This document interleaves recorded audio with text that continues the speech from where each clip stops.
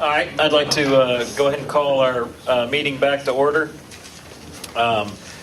We have the final case of the evening is ZBA 14-04, the Dunleavy Law Group LLC, an appeal administrative decision to remove a stop work order at property location of 2802 Ashford Road.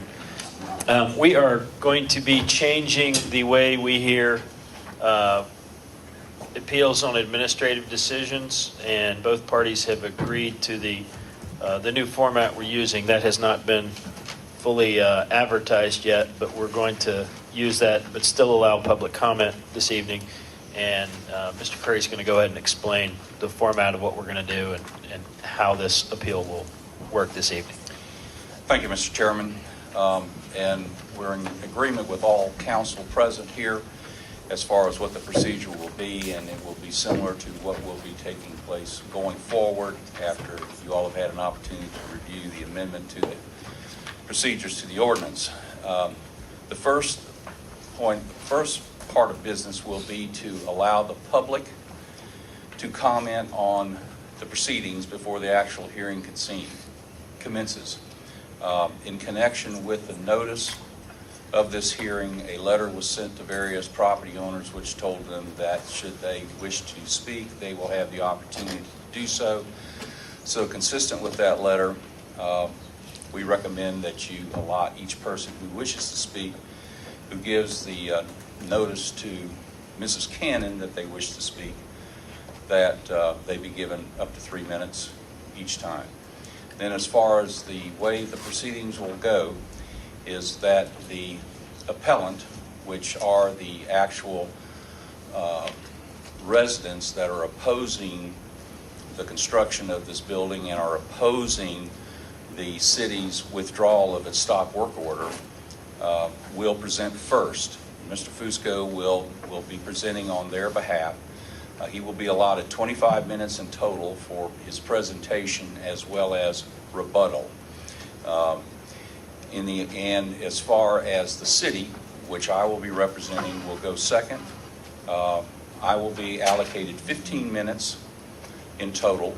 And then finally, as far as the property owner, who is what we call a person in interest, because this decision would obviously affect the property owners represented by Mr. Dillard, and he too will be allotted 15 minutes. And so, Mr. Chairman, or if you wish to have the entire board to confirm this, but that's the procedure that we recommend be done in connection with this meeting and hearing. Okay. Thank you very much. All right, so let's go ahead and have someone make a motion to adopt the structure just outlined by Mr. Curry. I will so move. All right. I'll second. All right, all those in favor, please signify by raising your hand and saying aye. Aye. All opposed? All right, so that's how we will go ahead and conduct this. So ZBA 14-04, 2082 Ashford Road, Brookhaven, Georgia. And the request filed is to invalidate the city of Brook. No, I'm reading the wrong thing. The appeal of an administrative decision to remove a stop work order at the property location of 2802 Ashford Road. So I guess would we start with Public comments. We'll start with the public comment and of. There's already been some submitted who wish to speak. Okay. And each of the people who speak will have 3 minutes to speak, whether it be in favor or opposition. All right. The 3 speaker cards I have currently are in support of the appeal. The first is Daniel Malloy. Okay.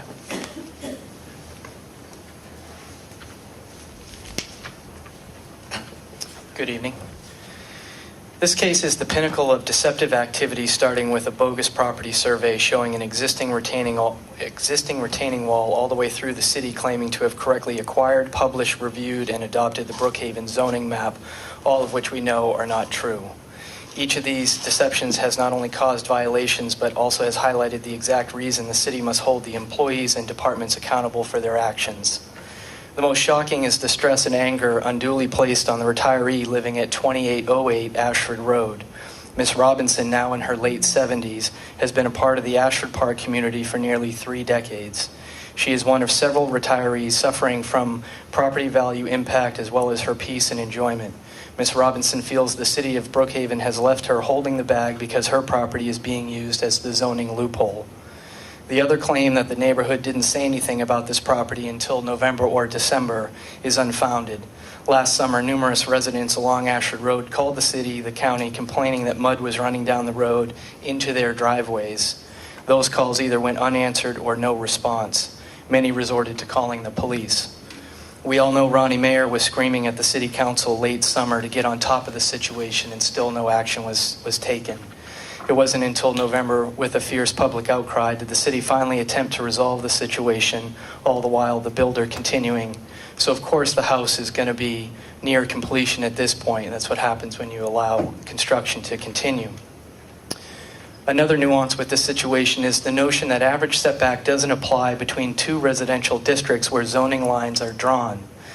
That certainly is not how DeKalb County enforced the situation, which is the best example is just around the corner on North Thompson at 2839 and 2847 North Thompson.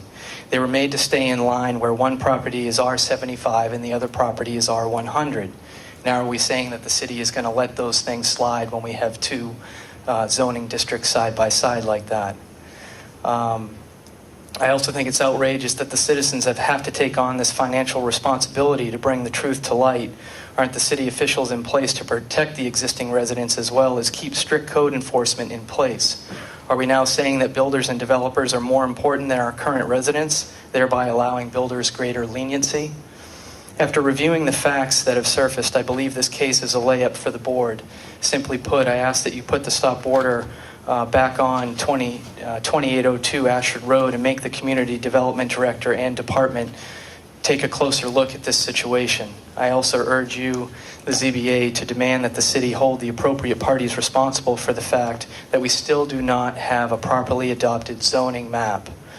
Otherwise, not only will our city be at risk, but every decision that you make as a zoning board of appeals risks that being voided. Thank you for the time tonight. Thank you. Meredith Sasser.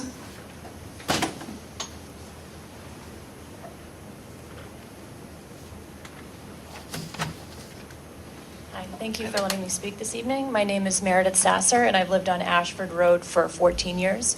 I'm 4 houses down from the subject in question. As you know, on November 15th, the Community Development Director amended the stop work order for 2802 Ashford Road to include the violation of the zoning ordinance 27788A for average setback. On November 20th, our district councilman, Jim Ayer, he was actually confused as to how we had gotten an R85 lot on our section of Ashford Road. So he took it upon himself to drive all the way down to DeKalb, pull all the records for this property to try to ascertain what was the last officially zoned zoning designation on January 14th, 2013, which would have been just before we adopted the map.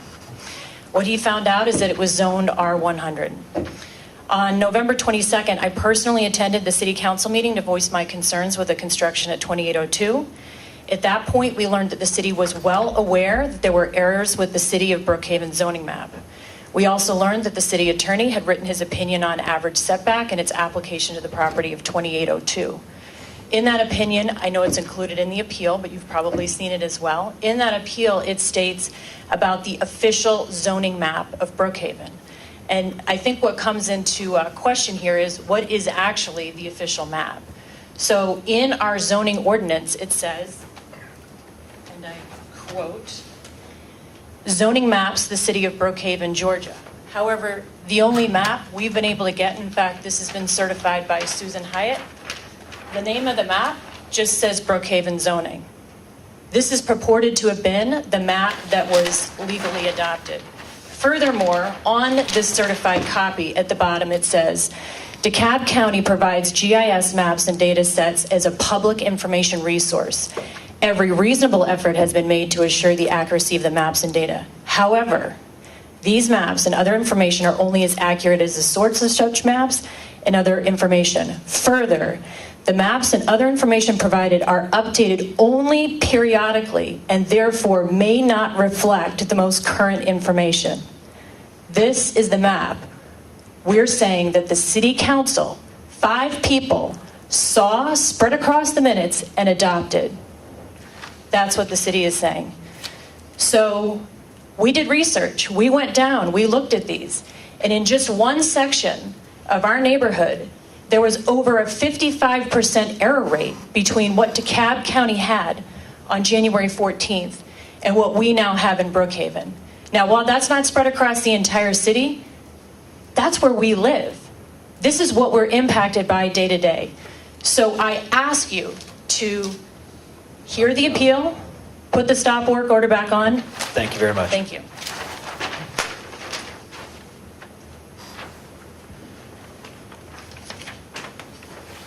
Joseph Powell. Okay. Good evening. Thanks for the opportunity to speak. My wife and I have lived in Ashford Park at 2695 Ashford Road for just under 4 years now. Love the neighborhood, proud to call it home. I do want to rewind about 2 years when we were presented with the idea and asked to vote on the idea of cityhood. We're now proud to call Brookhaven home, but I will tell you that at the time we chose to vote against cityhood, and I'll tell you why. It's because we felt like we were not presented with a full slate of facts that presented the pros and the cons and all the implications of cityhood. We wanted time to think about it, mull it over, and make sure that we were making an informed decision. I think you're going to find through the evidence that's been presented, the evidence that's going to be presented tonight, that we're in a similar situation with 2802 Ashford Road. And I think it's a difficult situation for all parties involved, for the city, for the homeowners, for the residents that live on Ashford Road. As you're driving down the street, I mean, it's very obvious that this house is not in compliance with the other homes on the street. It is definitely an eyesore on the street right now. With all that said, you know, there are a lot of Brookhaven citizens that felt the way that my wife and I did when we voted on cityhood, and I think there are a lot more now that feel like we're in a bit of a mess as a city, especially when it comes to this situation, in particular in this room tonight. So all I'm asking is that the city, the Zoning Board of Appeals tonight, prove us wrong, prove that we can have quality local control over our government, we can have quality planning and zoning in our neighborhoods, and that we can trust that the right thing is going to be done. So I'm asking that you please approve this appeal to place the stop work order back on 2802 Ashford Road so that the city officials can take the proper amount of time to exercise due diligence by doing the research, examining the facts, and owning up to the mistakes that city officials have made regarding our zoning maps and the property. Thank you. Thank you very much. Do we I have any no other cards at this time. Okay. All right. Well, then I guess we'll move on in, and the applicant can begin. Thank you very much. My name is Stephen Fusco, and I'm actually here on behalf of Linda Dunleavy, and I represent all of the applicants with this particular appeal. I do have letters of support from Larry A. Cook, Joyce Gurman, and Todd Fisher, and they asked if I just read them into the record, and I've already shown them. They said, this decision to lift the stop work order adversely affects my use and enjoyment of my property, my peace on my property, the privacy on my property, and my property values. And I also have a letter from C. Maxine Robinson that I'd like to share with you all. She's elderly and couldn't be here tonight, but asked if I please put her, may I approach? Sure.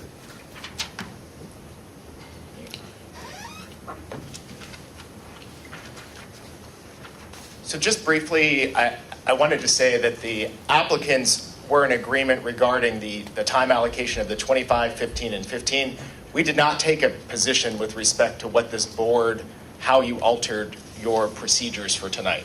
we only represent the applicants. We were not making any decisions for the citizens, and so I wanted to make sure that was clear in the record.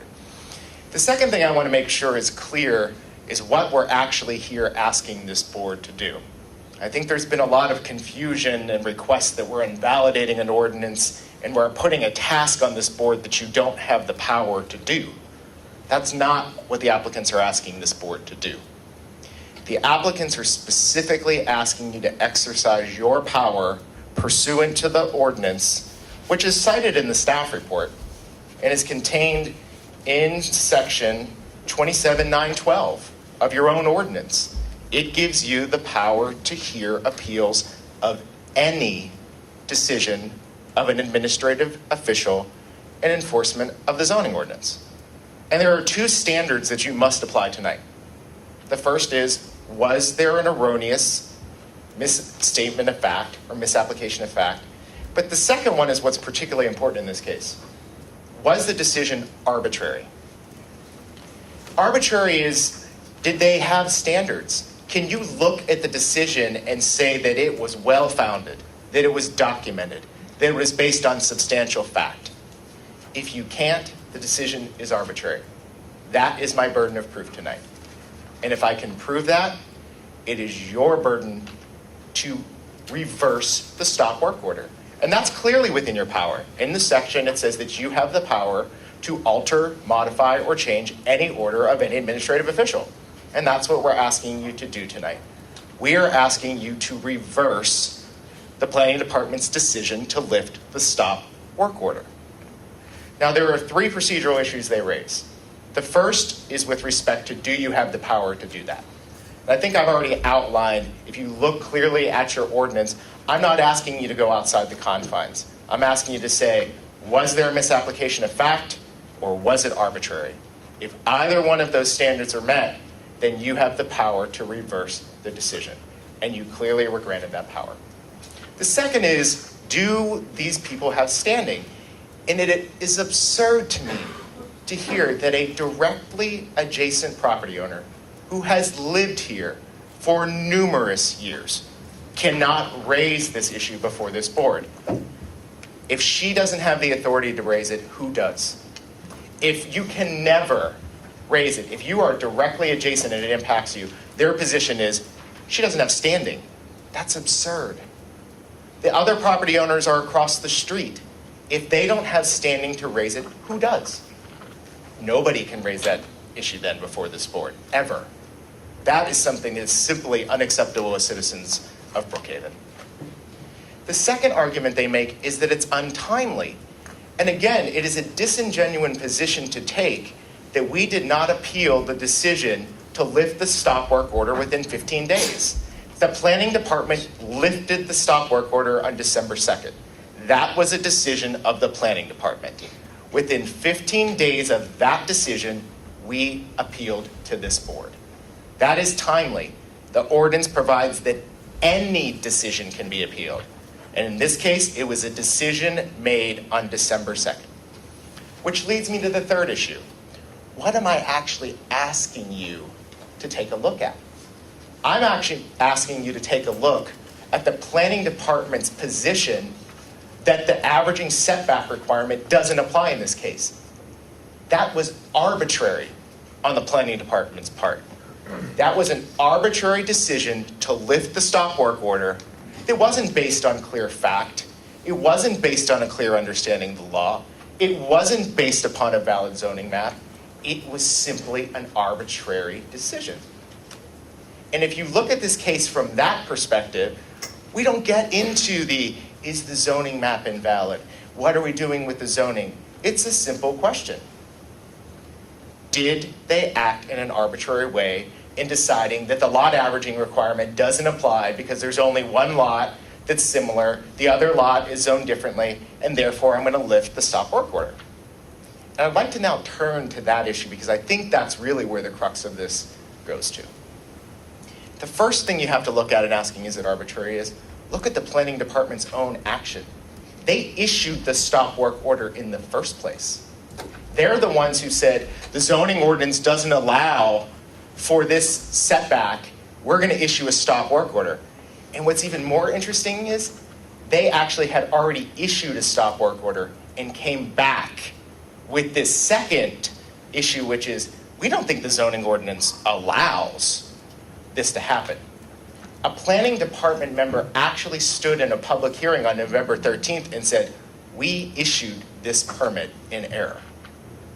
They then come back 2 weeks later and they lift the stop work order, saying, never mind.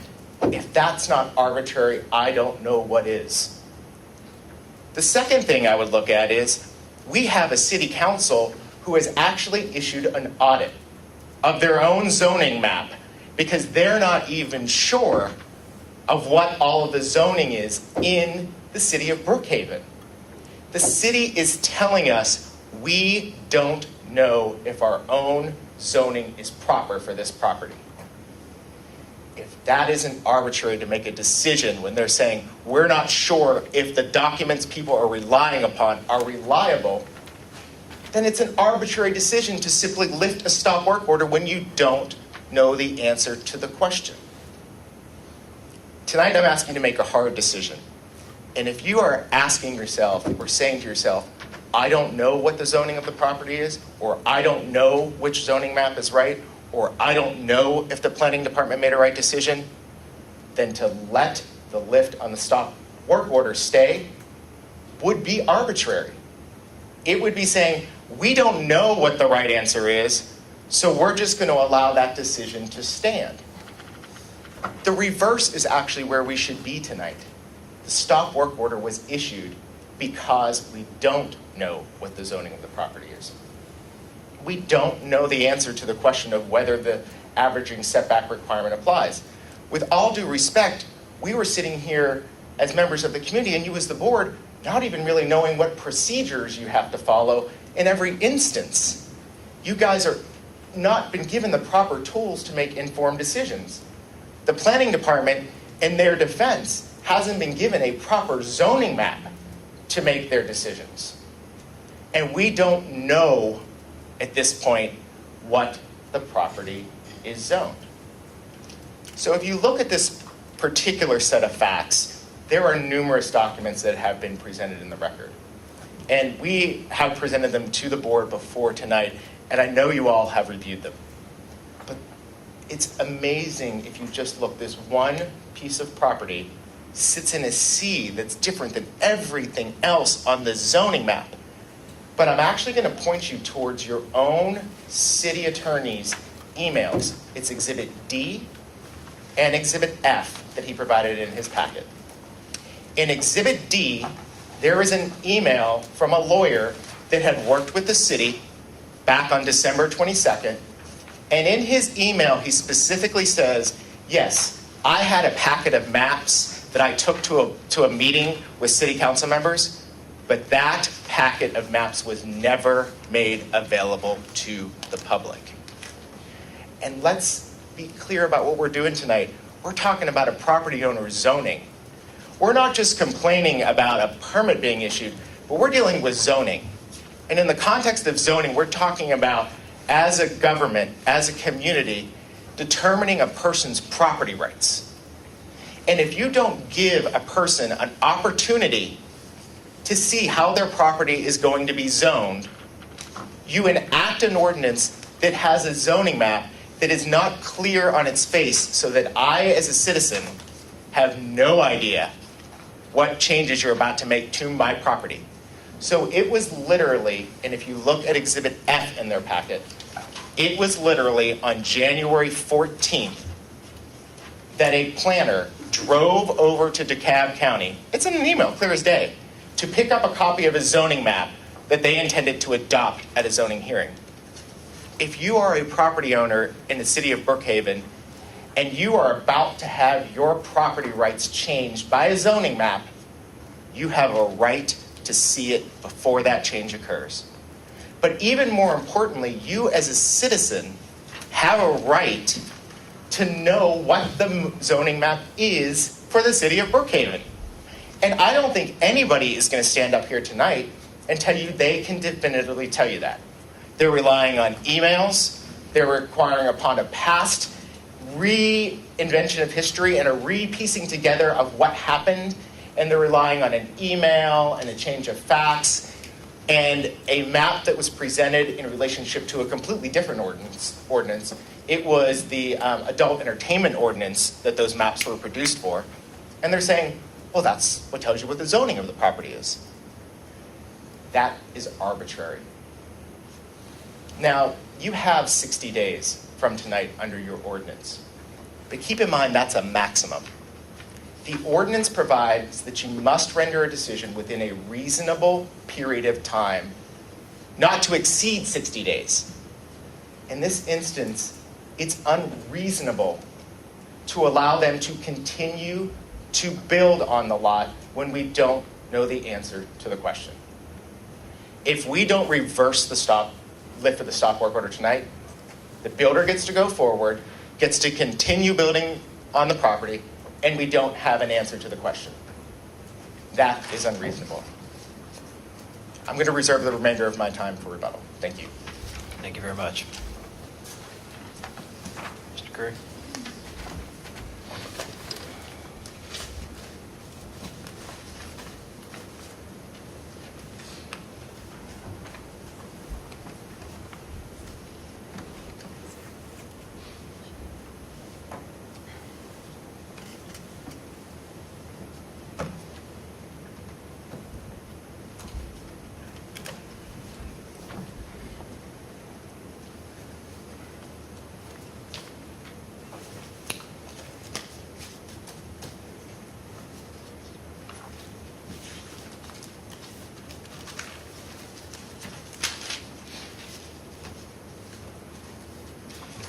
The decision isn't that simple.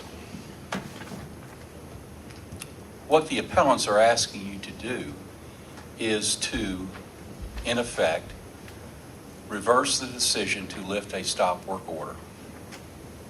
And they cite the provisions in the zoning code relating to sections 27-912, which says that what is appealable is a decision of an administrative official based on or made in the enforcement of a zoning ordinance. I proffer to you this evening a stop work order, or the lifting of a stop work order is not the enforcement of a zoning ordinance. Okay. Mr. Fusco read those words to you, and then from that he began to discuss with you what was arbitrary about everything that's taken place. There's been misapplication of facts, that there was this horrible situation that was taking place with regard to an adoption of a zoning map, that the comments of even some of the city council members are that, well, was that really the zoning that DeKalb County had on the map? You cannot get over the fact that there was a public hearing that was duly noticed, that there were 2 readings of the ordinance, that there was evidence to the effect that there was those maps were available at both ordinances. It proved and showed that Mr. Howard Kuntz went down on the 14th and did get a copy of the map. And that map is, if you could either turn that around or if you have it on the that you can show it, is there. Now, the fact that you look at the residence next to 2802 and along the side of the street, it is zoned R100. But the residence next door at 2808, which is Miss Maxine Robinson's residence, is zoned on this map that was duly adopted in accordance with the procedures of the zoning law, which the city had the finest legal representation at the time, Mr. Bill Riley and his firm, who, prior to the time of representing Brookhaven in this, had done the same thing for the city of Sandy Springs, had done the same thing for the city of Johns Creek, had done the same procedures for the city of Dunwoody. And who's there to believe that what took place and that that map was adopted and that that map wasn't part of the zoning ordinance is folly. It's hard to understand that. Yes, this map that was adopted shows 2808, and it's a little lighter up there, and that is R85. at the time that the permit was issued, and that permit was issued back in May 29, that permit was issued on that date, and that permit was posted on the property at the street along with a copy of the site plan. So each of the neighbors, including the neighbor across the street, everybody had notice and knew that there was something going to take place on this residence. Now, the comments about, the permit was issued in error. There may have been an initial thought that that were the case, but it was not. It was not issued in error because clearly the average setback rule did not apply, because you can't average setback for one residence. And the only residence that was zoned R100 was the one to the south of 2802.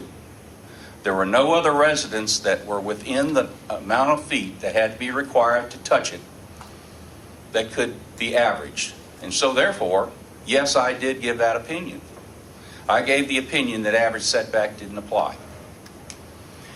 I also gave in that opinion, I also said that's subject, with your permission, that the zoning act was properly adopted. Okay? There's nothing here tonight to say that the zoning ordinance wasn't properly adopted, but you have to find that. Basically, you have to find these things. First of all, you've got to find you've got the jurisdiction to do this, to even hear this, which I'll explain to you shortly. You do not, based upon case law. Then you've got to find whether or not the ordinance or the enforcement of the zoning ordinance, i.e. the lifting of the stop work order, is actually an enforcement of the zoning ordinance. It is not. There's case law which supports that also.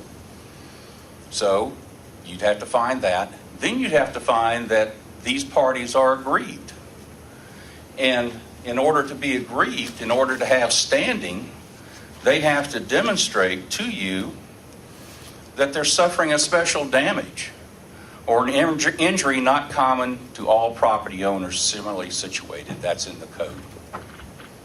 Now, you're talking about building a house next to a house. There's no increase in traffic. There's no increase in any type of use.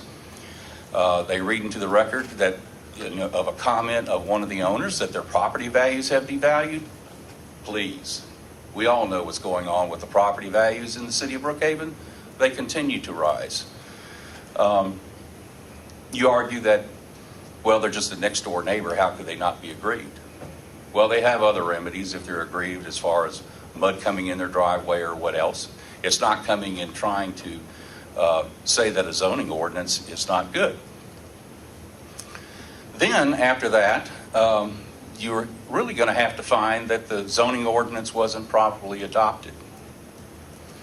And then you'd be making what you would call a judicial ruling of a legislative event that the city council passed, under which you have no authority to do that, but that's the finding that you would have to do. You'd have to go through the fact finding that they did not comply with the zoning procedure laws of the state of Georgia.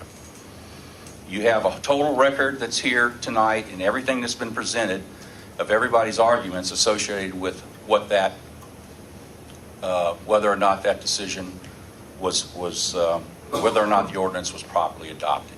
It was. It was properly adopted. That's not an issue. But even if you could find that it were not properly adopted, then you'd have to find one more thing.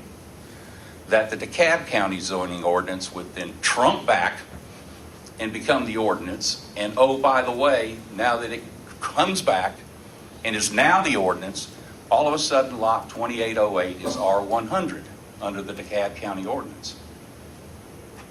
I argue that once they adopted this ordinance, and if they were invalid in doing so, then it's kind of like writing a new will that's invalid. You've torn up the old one. You don't go back to the old will. Okay? There was no old will. This is a new city. You would have no zoning ordinance. And the final thing to think about the jurisdictional aspects that you're talking about, that you have the authority to make a determination, because you have to make the determination that the zoning procedure laws were not complied with the city council enacting this zoning ordinance. you in effect would be dissolving this board. Now, that may sound attractive to you this evening. However, I mean, that's the ridiculousness of what's being proffered here.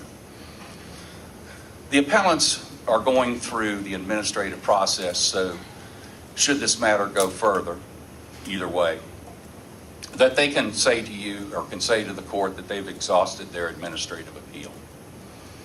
I will assure you, based upon what they've presented and the argument that Mr. Fusco gave, they have exhausted their administrative appeal. Now, let me go over 2 items with you, if I may, relating to the issue of jurisdiction. Do you have the authority to find that the ordinance is invalid? No, you do not. I cite for you for that premise the case of Noreen Shockley v. Fayette County, Georgia, decided by the Supreme Court of Georgia, 260 GA 489, decided October 3, 1990. And in that case, the Supreme Court held that we have recognized that the powers delegated to a Board of Zoning Appeals are neither judicial nor legislative, but are quasi-judicial and quasi-legislative. You've heard me use those terms when we've had our discussions together. As such, a Board of Zoning Appeals has no authority to pass upon the validity of a zoning ordinance. It's right here, the Supreme Court of Georgia says that, right here in this case. But you're being asked to look at it that, well, the city didn't know what they were doing and they adopted the wrong map and that's not what they intended to do. The map may not have been the map that they thought that that the zoning was there that they were intending to do, but they did adopt that map. That was the map. And the part about, reciting that even the lawyers in the email traffic that I had with Scott Burkholder, who was not the city attorney, but who was special counsel to the city in connection with the adoption of a sexually oriented business ordinance, I asked him, had the city council seen maps of the zoning? And he said yes, and that was the map. That was the map that he was using for purposes of drafting the SOB ordinance, as we will call it. Now, so therefore, it's not like the city council wasn't aware of it. You have the little, the tape drives of all the meetings that are there.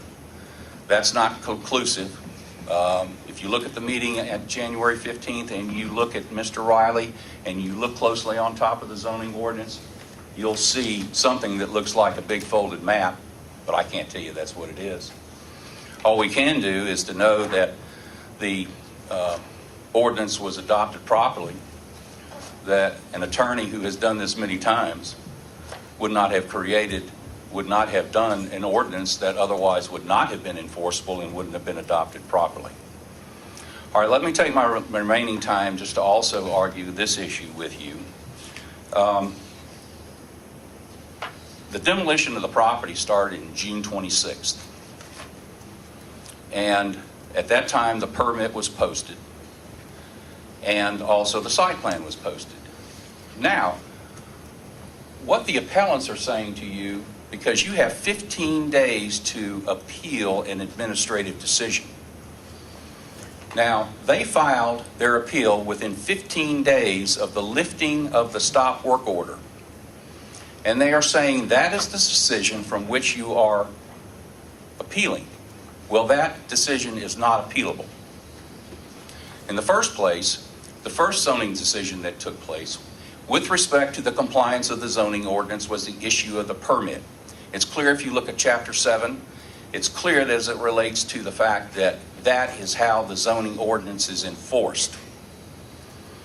It was issued at that time, and things continued to construct, and building was done, and the city inspected the property, and inspections were passed. And all the way up to November 8th, the city inspected the property, inspected the roof, felt the house was well under construction. And then the city, with all of the commotion, everybody saying, you got to do something, you got to do something, the city said, well, let's step back and breathe and let's look at that, and that's where the stop work order was issued. The first one was in error because it should have included what was in the second one, but in any event, there were the two stop work orders that were done. And then after looking at it and reviewing it, it said everything was fine. The setback averaging didn't apply. Now, what they're asking you is they want a second bite at the apple. Meaning we missed the first bite, so we therefore get the second bite because you lifted a stop work order. I want to review with you the case of Ladzinski v. Allen, decided by the Supreme Court of Georgia in 280 GA 264 on January 17, 2006. The facts in that case were very similar. DeKalb County issued a building permit to a charter school to build a school across the street from Mr. Ladzinski's property. And it assumed that it was exempt from the building process because of a nonprofit ownership of that school. So the permit issued. And lo and behold, Mr. Ladzinski came at a much later date after they had spent $4.6 million and started to complain. And then once the complaints were there, what happened is that the work had been suspended. Okay? There was an actual suspension of the work that was caused by the county while they took the opportunity to investigate whether or not there was an issue here. And they came back to the determination and they said there was none and the building completed. Okay, thank you.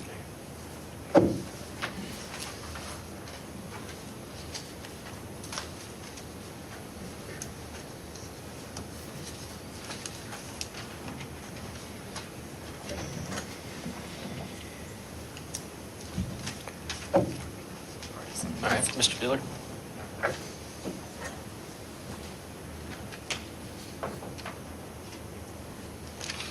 Just to finish up where Mr. Curry stopped, the court denied the owner's appeal in that case.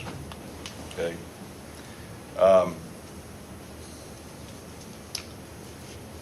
I'm Doug Dillard with Wiseman, Noack, Kerr, and Wilco. We represent the property owners at 2802 Ashford Road, Mary and Paul Burbusey. Mary's with us tonight.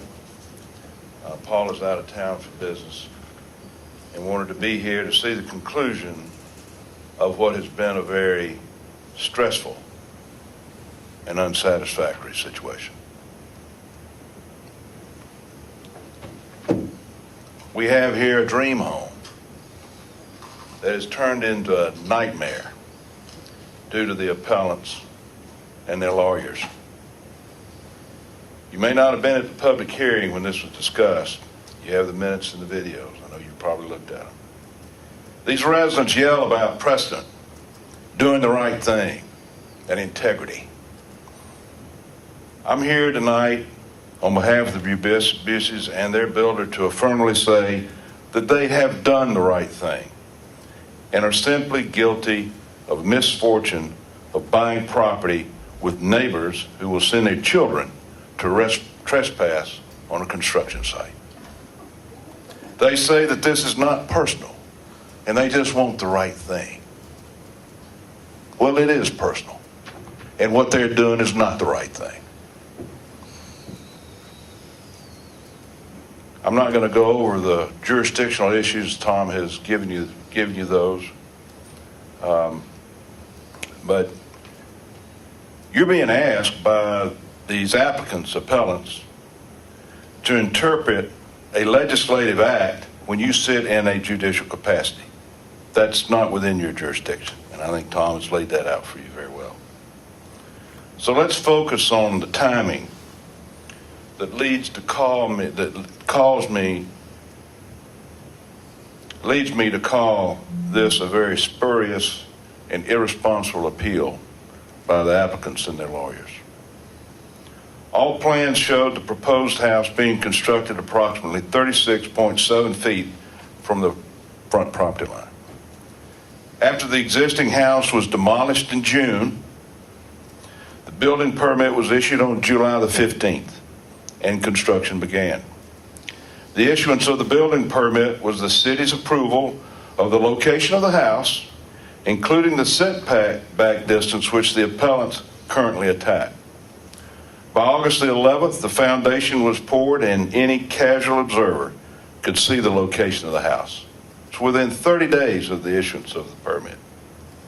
The applicant's deadline to timely attack the front setback expired on July the 31st, 2013, 15 days after the permit was issued. Your code section 27-912E approves that. Instead of filing an appeal, at that time, the applicants sat idly by and watched this home be constructed. For months, we had 15 inspections by the city. For months, these adjacent property owners watched this home go up. And now they want to come in and ask you to reinstate the stop work order. Well, what does that do? What's the relief at that point? To comply with what I'll point out to you in a minute is an unconstitutional averaging statute. It's impossible to comply with this situation. You basically got to tear the house down.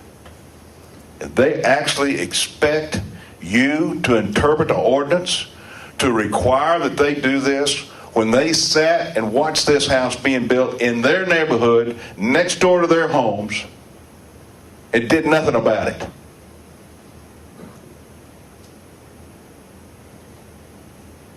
That's not right. And that's not within your authority to grant. Mr. Fusco talks about the interpretation was arbitrary. That's all he's saying, arbitrary. Well, interpretation was not arbitrary because it was based on an ordinance that was adopted, it was based on a map that was adopted, and the interpretation was given and supported by what Ms. Cannon did when she lifted the stop work order. What is true is that stop work order shouldn't have been issued to start with because the averaging statute doesn't apply. Because you've got an R85 zoning on one side and you got an R100 zoning on the other side, and that is clearly not what the statute says. Now we urge, and I did this in DeKalb County before y'all were ever organized, that averaging statute using just two houses on each side is facially unconstitutional. Why are you going to use two houses on each side when the whole street's got front yard setbacks that vary from 30 feet to 70 feet? Talking about arbitrary. The ordinance is facially arbitrary, capricious, and has no relation to the protection of the public health, safety, and welfare. So, having said that, how can they now come to us, come to you, and ask that you remove this home or order that this home be removed when they knew all along, or should have known all along, that first of all, if they objected to it, they had 15 days within which to file an appeal. And in so doing, they sat there and did nothing. Nothing. And they have the audacity to come in here and ask you to tell them to tear the house down. They claim the ordinance was not validly adopted. Yet at the same time, they want you to interpret the ordinance. They can't have it both ways. Either got an ordinance or you don't. So if the ordinance wasn't validly adopted, then you got no ordinance. You got no zoning. And as a result, we've got the common law right to use our property for any lawful purpose, as guaranteed by the Constitution of the United States. But that's not what happened. What did happen was there was an ordinance adopted. There was a zoning map that was attached to that ordinance. The city notified DeKalb County under the provisions of the charter that they were taking over zoning prior to the adoption of their zoning ordinance and map. It doesn't matter what DeKalb County called it. What's important is what the city council did at the time they adopted the ordinance. And the evidence is in the record, clearly indicates that they not only adopted a zoning ordinance, they also adopted a zoning map, and it showed that 2808 was zoned R85. 2802 is zoned R100. And as a result of that, you don't have the similar zoning on each side of the lot, and under what we say is a facially unconstitutional ordinance, but even under that ordinance, it doesn't apply. So, having found that their ordinance is validly adopted, you don't have any choice. The argument that their only argument is that Ms. Cannon's decision was arbitrary is spurious at best, because she based it on an interpretation of an ordinance that they try to contend is valid. Now, what do they want? You either got an ordinance or you don't. You can't come in here and say, well, you didn't follow the ordinance, you didn't follow the statute, but now the ordinance was void. You can't have it both ways. We contend that it was valid. In November, when this issue first came up, I went to council and pointed out to them that the zoning was different on each side of these properties, and as a result, it did not apply.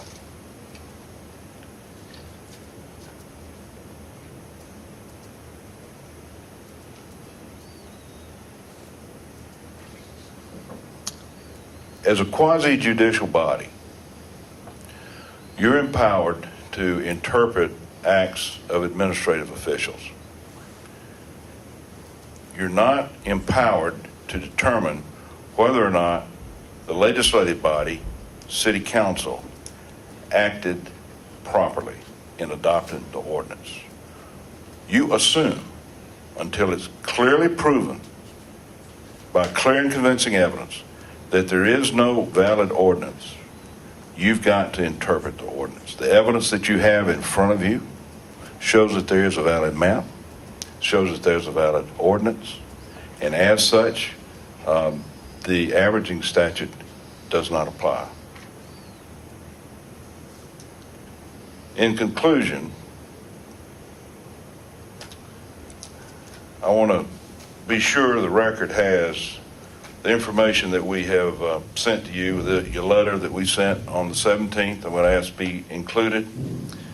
We also have a certified copy of the zoning map. I think the city attorney's already got that into the record, but I'd like to submit this into the record at this time. In conclusion, what is the right thing to do?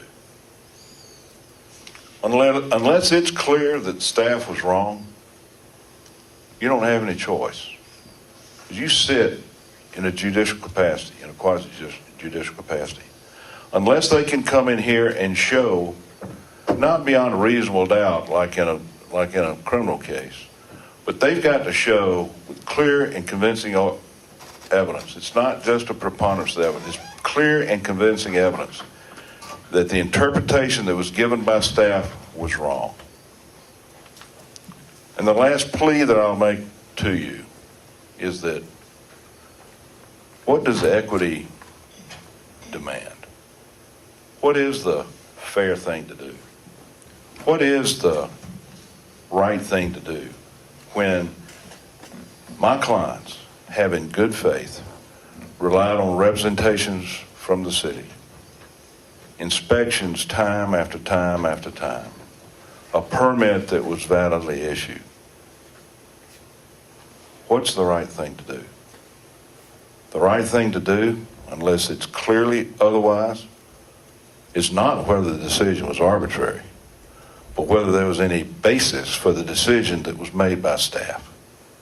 And it's clear in this situation, they had an ordinance, they had a zoning map that was clearly showing a difference in the zoning, and the averaging doesn't apply.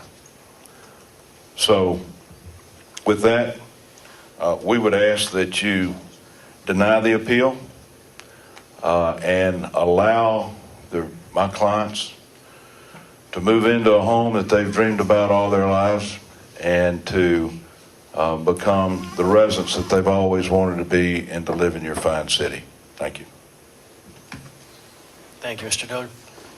I believe we still have time for rebuttal. 12 minutes, 54 seconds. All right. Thank you very much. Thank you all very much. I know it's late in the evening. What I want to do is walk you through what your ordinance provides, because I think all three lawyers, we have stood up here and said what you are empowered to do, what you're not empowered to do, what is standing. But I want to point you right to your own ordinance. And I'm not going to actually stand here and go beyond your ordinance. Your ordinance provides that you are empowered to hear an appeal from any decision.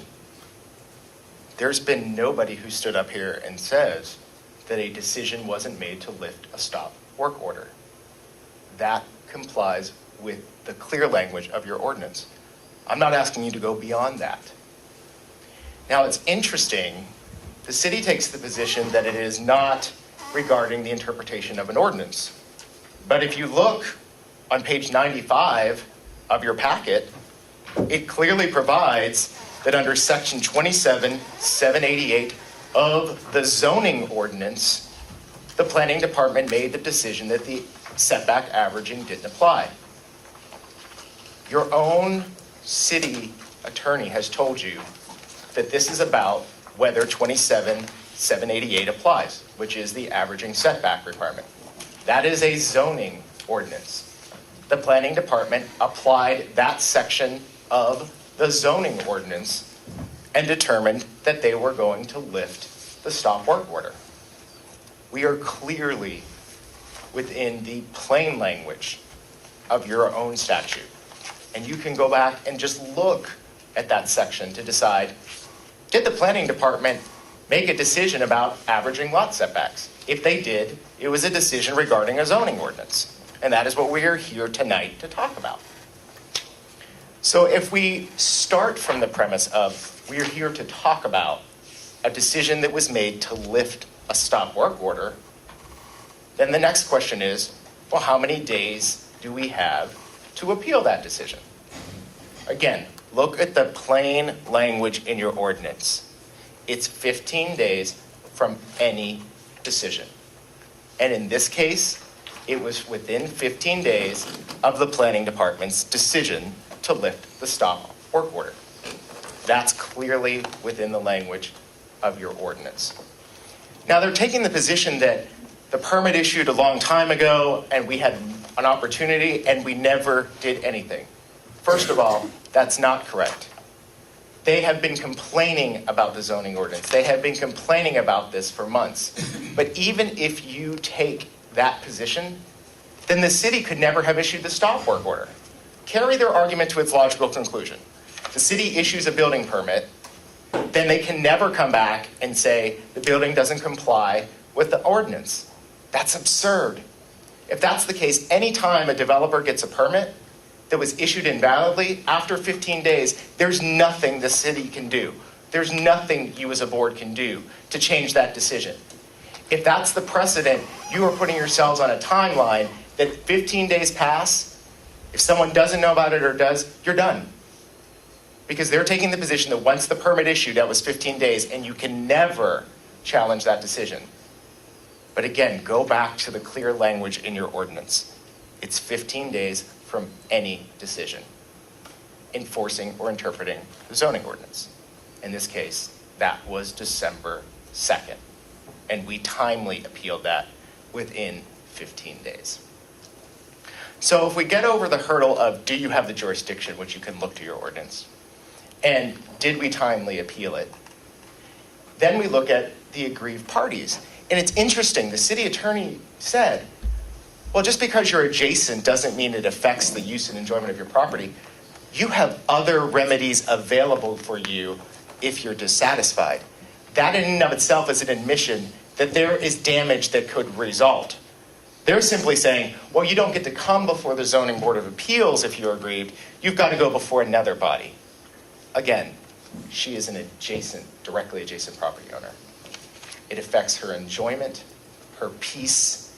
It affects her ability to use her property in a way that she has for years. And again, if you as an adjacent property owner don't have a right to be aggrieved and to challenge a decision, then who does? In this instance, nobody does.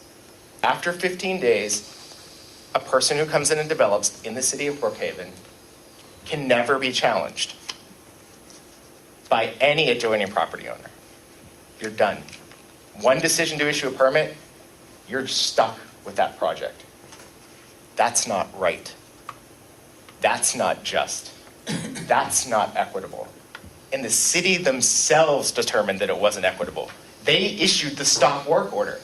They said, you can't develop in our city if you don't comply with the zoning ordinance, and they saw the benefit of that.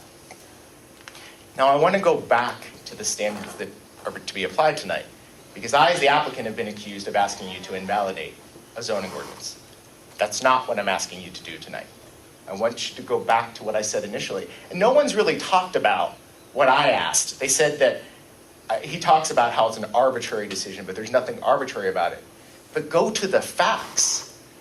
Mr. Dillard said the setback averaging ordinance on its face is unconstitutional. If he is taking that position tonight, then the planning department's decision to enforce that section is arbitrary.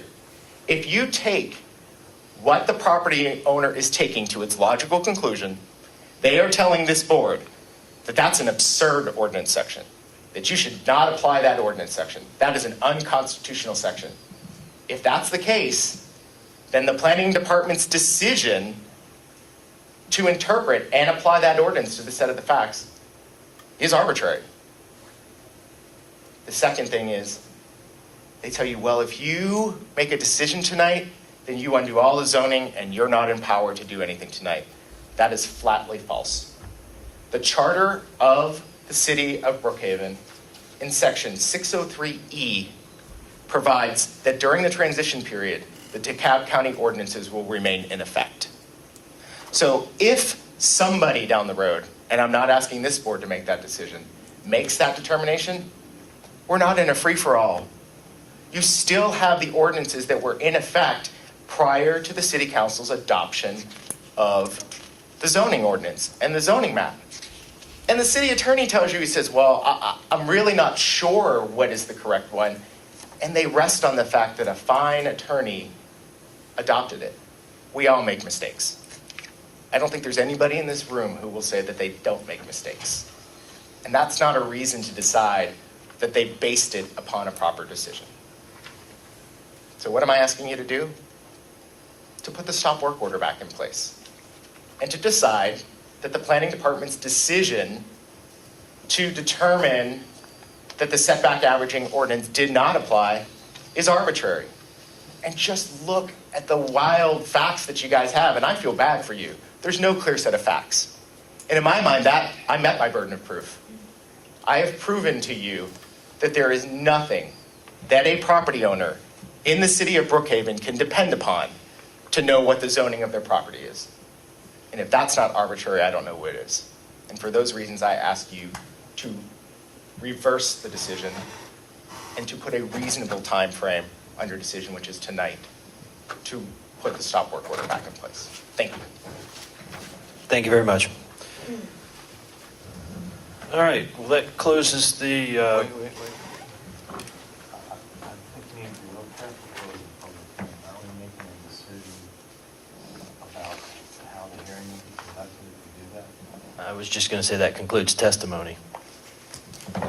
Okay.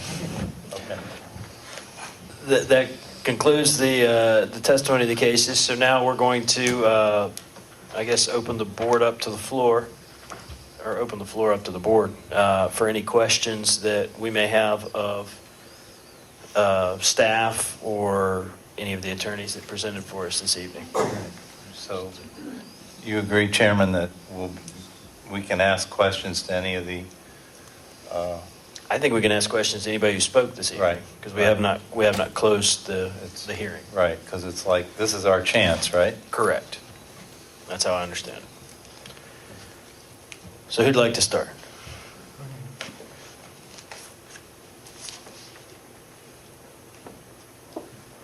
I'm just puzzled as to how or why. Pull the mic up, Glenn.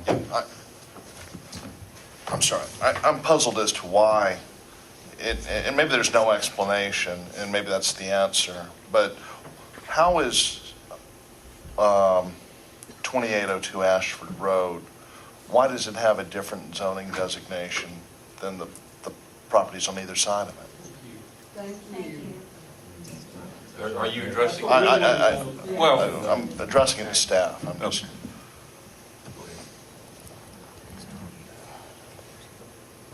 I can only tell you that this is the map that was provided to the city from DeKalb County. From their department, and it represents that is the zoning on the property.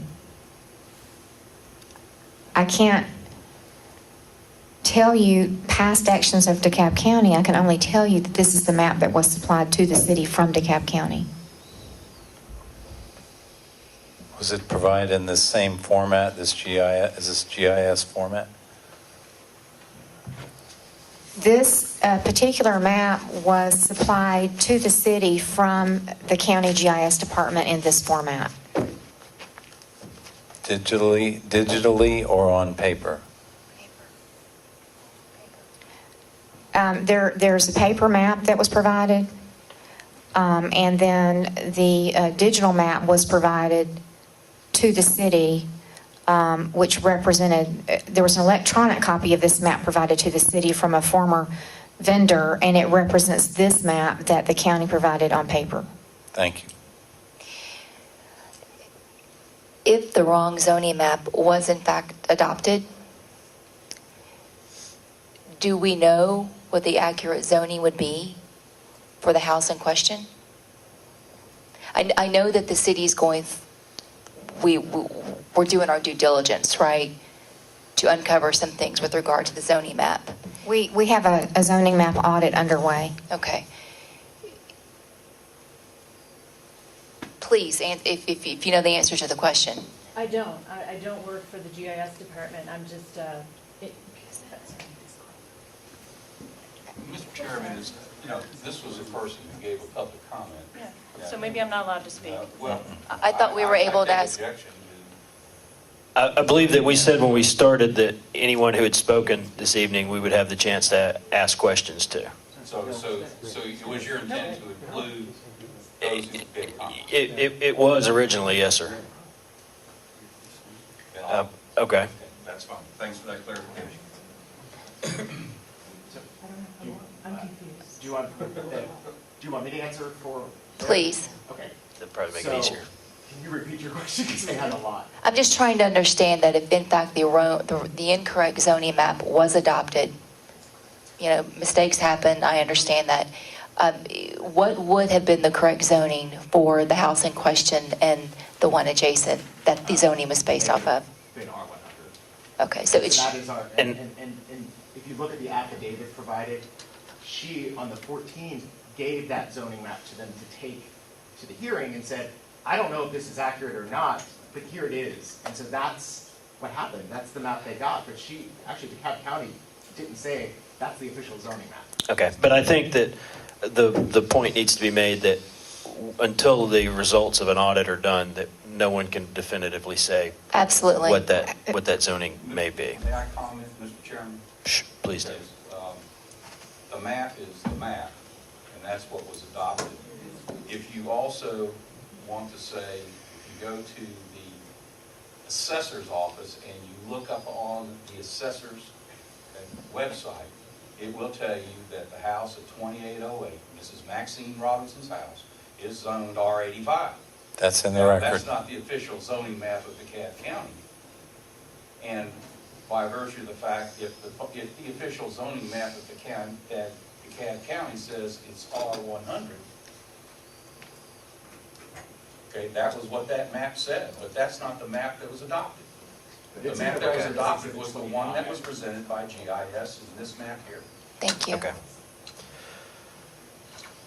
Mr. Fusco, how do you respond to the equity argument made by your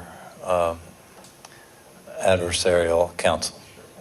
I absolutely understand the equity position. And in this case, they have been complaining. They haven't actually been silent. They've been very vocal about their opposition, very vocal about the zoning ordinance, very vocal that they weren't properly adopted. So they haven't been sitting idly by on their hands. But they didn't file any specific, that I see in the record, any specific objection to the issuance of the building permit with a 35-foot setback. They would have not known at the time where that house was going to be. So when the permit issued, they didn't know where it was going to be. And the planning department issued the permit erroneously and decided that it's not properly done. And I would say, in the interest of equity, what the developer is asking the city to do is sit by, and once you start construction, they knew, and they proceeded at their own risk. They're proceeding at their own risk right now. Back in November, they were told, we don't think you're in compliance, and they went forward. So arguments that they're being harmed, that is on, they decided to go forward. And if, again, in equity, if the position is you only have 15 days and the city can never challenge you again, that's not equitable. Well, nobody's saying the city couldn't reinvestigate and pull the permit. Permits get, yanked all the time. So. That's why I'm saying in equity, you can yank the permit even after it issues, and that's equitable. But I would go one step further. Even if you stopped work, they can come back before this board and try and get a variance. They can come back before this board and do it within the confines of your ordinance. So just because you put the stop work order back in place doesn't mean they have to tear anything down. That's the conclusion they've come to. They have another remedy.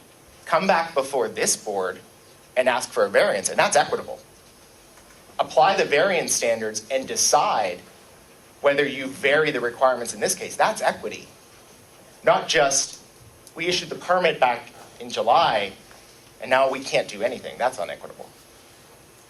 Okay, thank you. Did you have a question, Mr. Fusco? I have lots of questions, but I don't need to dominate. All right, well, let me jump in for a minute or two. And because one of the points that I was wondering about was just alluded to.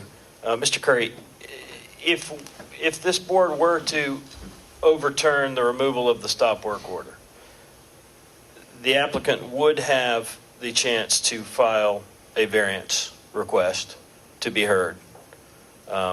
Is that a correct assumption? Well, let's look at this way. If you reverse the decision to lift the stop work order, then you would have come to the conclusion the permit was not validly issued in the first place. Okay. You would have to make that determination. And as you know, when we had this issue with Trentwood Drive and the average setback issue, and they did, and what was to take place, is that we issued a stop work order because clearly the permit was issued improperly and it therefore was ultra virus and had no effect. Now, by lifting the stop work order, what the city did was confirm that the permit was validly issued and that the construction can continue. So therefore, if you were to reverse that decision, then you would have to find that the permit initially, way back when, regardless of what anybody understood at the time, was validly issued or not. Okay. My review of it is that it was validly issued. If it had not been validly issued, then the stop work order would not have been lifted. Okay. But in answer to my question, what you're stating is if we were to reverse the decision of the director, then the applicant or the aggrieved party would have the opportunity to file for a variance? Well, that would be one of the procedures, and please realize that when this first came about and we were having the discussions, they actually did file for a variance. Right. Not knowing where the city was going to come about as a stop measure. And that when the stop work order was lifted, okay, there was no basis for filing the variance anymore. They couldn't go forward because they had a valid permit. So, you talk equity, It could have been resolved a long time ago had we just let the variance come through, and then we would have had a decision by now. But that wasn't the right thing to do. Okay. All right. I've got a couple questions for you, Ms. Cannon. The stop work order was placed on the property on November 15th, according to the photo in the package. Yes, sir. And then it was lifted again on December 2nd. When the stop work order was placed, what was the basis for that? Was it the fact that the community development felt that setback averaging applied? Well, we were receiving comments that there was concern that it did not meet the average front yard setback. Okay. So we investigated that. Okay. Placed the stop work order on the property. We were concerned that perhaps we may have made a mistake. And then as the matter progressed, we determined that we had not made a mistake. And therefore, at the end of the day, in December, I did lift the stop work order because it was determined that the average setback did not apply. Okay. And was that determined from Mr. Curry's legal opinion that was issued on the 21st? It was a compilation of reviewing all the facts and as well as legal counsel and his delivered legal opinion. Okay. All right. Thank you very much. I have a question for let's say Mr. Dillard, give you a chance to come up. Mr. Fusco said, Mr. Fusco said that we don't have to make a decision and reach the point where there's no zoning ordinance, where if we find for the appellants, we've thrown the zoning ordinance out and that it would revert and we would still be subject to DeKalb's ordinance. How do you interpret or respond to that? Well, I think the issue is what was adopted by City Council. I think it's very clear that they adopted a map. Be it DeKalb County's map or whatever, they adopted a map that showed two different classifications on these adjacent properties. So that's the issue. That is what they have adopted, and the fact that it reverts back to DeKalb County, in my opinion, is not a proper resolution. What they're asking you to do is to use the averaging statute to find that we violated the ordinance, yet at the same time find that the ordinance is not valid. Those are inconsistent positions, and I don't think we can do that. Well, Mr. Fusco, I didn't hear you challenge that this was, in fact, the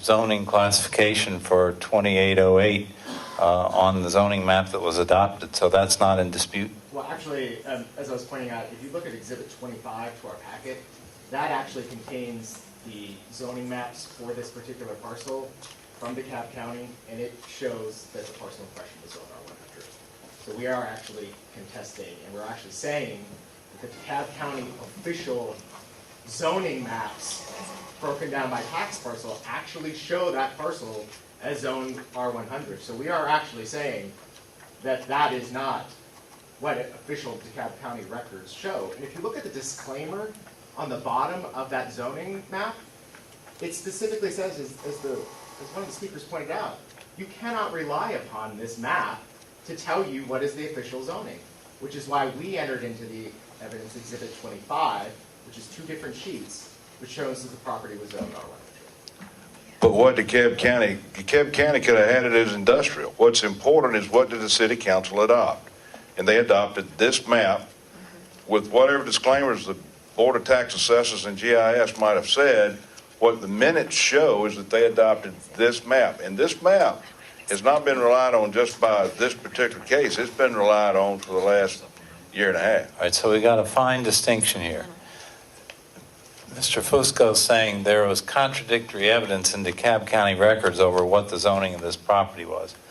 But those records aren't what the city adopted, is what Mr. Dillard's saying. I think the city attorney actually said he's not even sure which map was adopted. If you listen, he said, I reviewed the videos, there was something on the table, and I can't tell you what it was. I think that... I object. That's completely taken out of context of the discussion. All it was relating to ask you to look at those videos, and you can see what's on those videos. There's never been another map. Okay. It is what it is. And you make the determination. If you have the power tonight to decide, was that what was adopted? But it's not I'm telling you tonight it wasn't the map. And they've offered no definitive proof to tell you that is the map. I think the cases show there's, the city has to be given the highest presumption of evidence that the map they adopted, as Mr. Dillard said, it is what it is. So, you know, you're asking us, I think, to go beyond our power to override the legislative decision. I mean, how do you respond to that argument? I actually am not asking you to go beyond that. What I'm saying to you is I actually look at that ordinance on the map on its face, and I go back to the zoning ordinance, which clearly offers a title, and it says that's the official zoning map. That's not what's been presented tonight. But I go a step beyond that.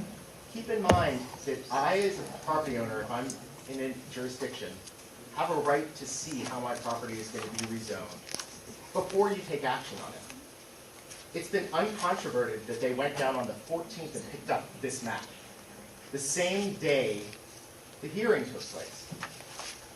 I don't know how my property has been rezoned legislatively. It's way beyond the scope of this board. Right. I mean, But I'm not asking you to invalidate it. I'm just saying, was her decision arbitrary? And I'm saying we don't know what the zoning map was. okay, we hear you. Hope, what are your concerns? My concerns are, and I heard Ms. Cannon as she responded to Mr. Chairman, was that a large part of lifting the stop work order was based on the legal write-up by our city attorney. And I feel as if I don't know how accurate it would be to implement the write-up on average setbacks. I agree with that. And I guess I've got several comments and opinions that I'll make to the board for consideration. And I guess I'll just kind of run through the staff recommendation on this case, and just kind of give everybody my thoughts on it. And, you know, I think we're kind of at that point now. The Zoning Board of Appeals cannot review or overturn decisions of the Brookhaven City Council. I do agree that the map is what it is. Do I feel like there's some inconsistencies with the map, and there are some parcels that got adopted incorrectly from what they possibly are? Sure. But I think that from what I've seen, the map, you know, that we have in hand is what was adopted. So that being said, I think that, you know, we've got a map that hopefully when the audit's done will be corrected. But for right now, it kind of has what we have to deal with. As far as the appellants did not have standing under section 27912, I disagree. You know, these are all immediate property surrounding it, and you know, the lady who lives next door has a line of sight impairment with the house being extended beyond. We don't What have the to find there setback is a should be. standing to rule on the case. Well, right, no, I understand that. But I guess the part that I'm having the biggest problem with is the reliance on the so-called average of one not being in existence. We adopted DeKalb County zoning.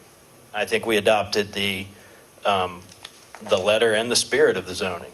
And I've built many homes in DeKalb County. I've built many homes in Brookhaven. I've applied for many permits. And on every corner lot that I've ever built on, since average setback was applied, you had to use the average setback of the property next to you. That's the way that ordinance has always been enforced from DeKalb County. Now there's a different opinion by the city of Brookhaven. I think that the code needs to be rewritten to show provisions for that. But I think by saying that no corner lot in Brookhaven, the entire city where average setback applies, that no corner lot or any lot with dissimilar zoning districts has no average setback apply, is going to impair a lot of different people's property values. And I am extremely concerned that we are changing the intent of what the ordinance that was written is.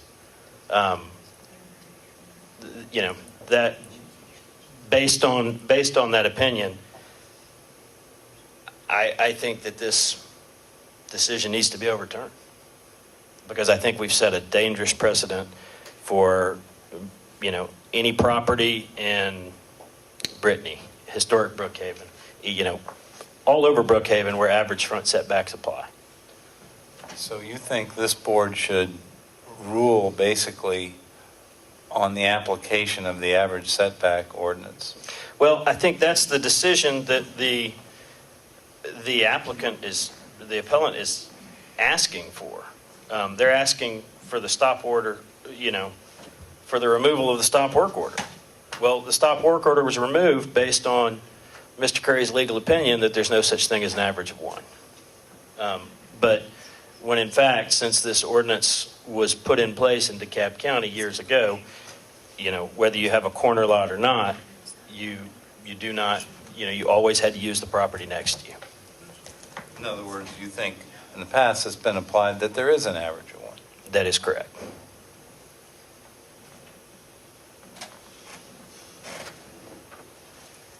Mr. Chairman, not to cut you off, but I believe we are still in public comment? Yes, in, we are. Yes, public hearing. Mr. Song, can I ask you, what is the setback of the adjacent properties to 2802? And which of those is R85 versus R100?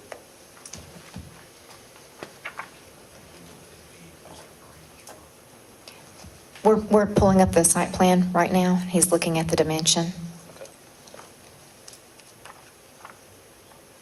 Okay. I'll go ahead, while you guys are doing that, I'll go ahead and state my opinion on this. I fall very closely in line with the chairman in that I believe our ordinance was properly enacted. I believe that the zoning map is what it is. I believe that the appellants do have standing. I'll tell you, long before this ever came before the ZBA, when it first hit the news, I read Mr. Curry's opinion that it was based on an average of one, and you could not have an average of one. And being an accountant, I thought, well, that's kind of not accurate. If I have, 10 on one side and I've got 10 on the other, I've got 20 together, average of that is 10, I should be at 10. But if I have 10 and I have nothing, and the nothing is thrown out, I still have 10 divided by 1. It's still 10. In my mind, if this property is zoned R100, and the ordinance and the spirit behind it, as the chairman is pointing out, would throw out the adjacent property, I believe it's 2808, that is R85, then this property's average setback would default to the adjacent property that is zoned R100, in my opinion. So I'm curious what that is and how close is it to the 35 or 36 foot setback that they have currently.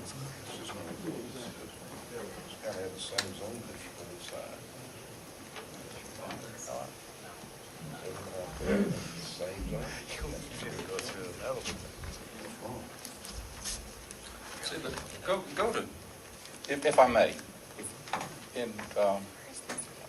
we can debate whether you can average one all night long. If you go to the ordinance of 27,788, and it says average setback,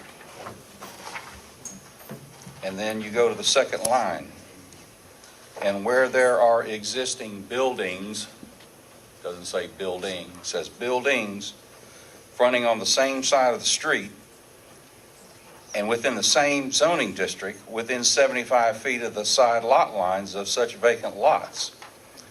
Then it says, it shall be required. You only had one building within the 75 feet of the same zoning district. Just by virtue of the ordinance as it's written, and as far as a layperson reading it, it requires two buildings. And I also want, well, may I make another comment, Mr. Chairman? Please do.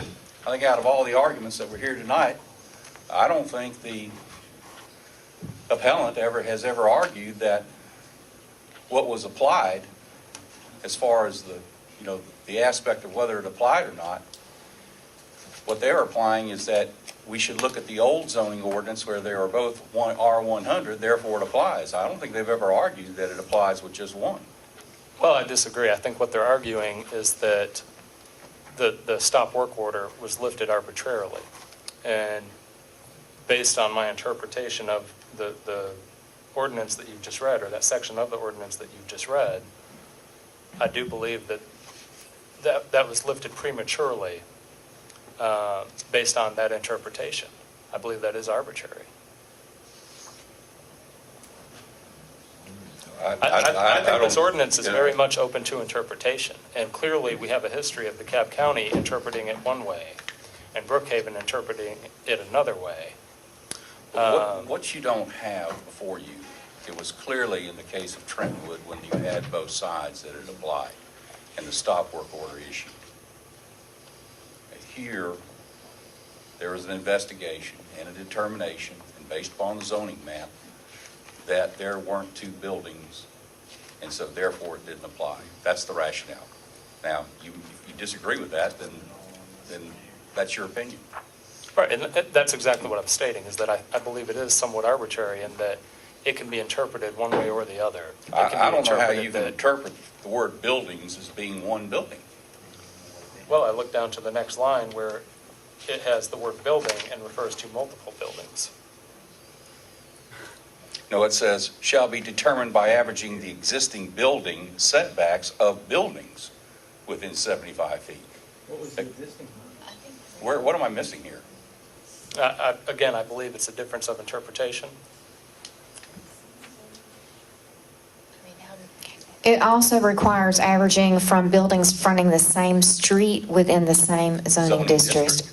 Zoning district. You know, if you could jump over 75 feet from the R85 lot to the one to the north, then it would apply. But you couldn't do it because you didn't have enough room. Yeah, I just don't believe that you need to do that. Mr. Self, we have the answer to your question relative to the distance. So to the setback, the setback of 2808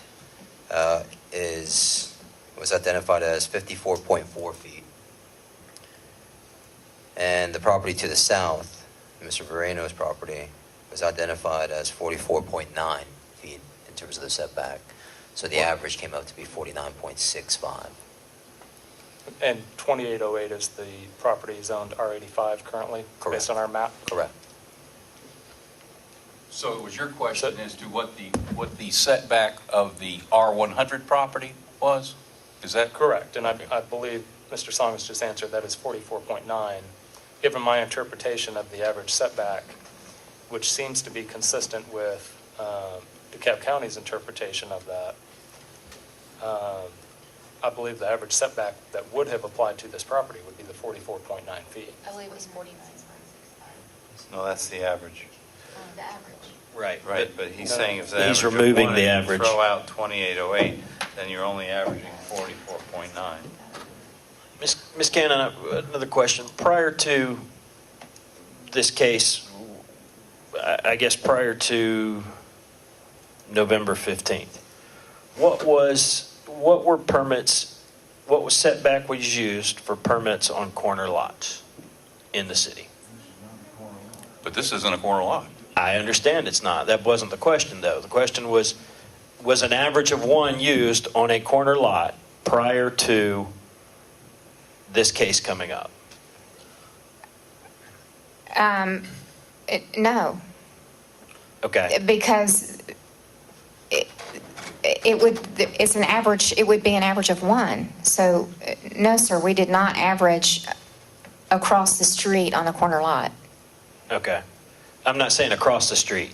On a corner lot, like the case that we heard several months ago on the corner of Duke Road and Skyland, was averaging used on that case Or did they have two normal 30-foot setbacks that they sought variances from? No, averaging was not used. Okay. All right.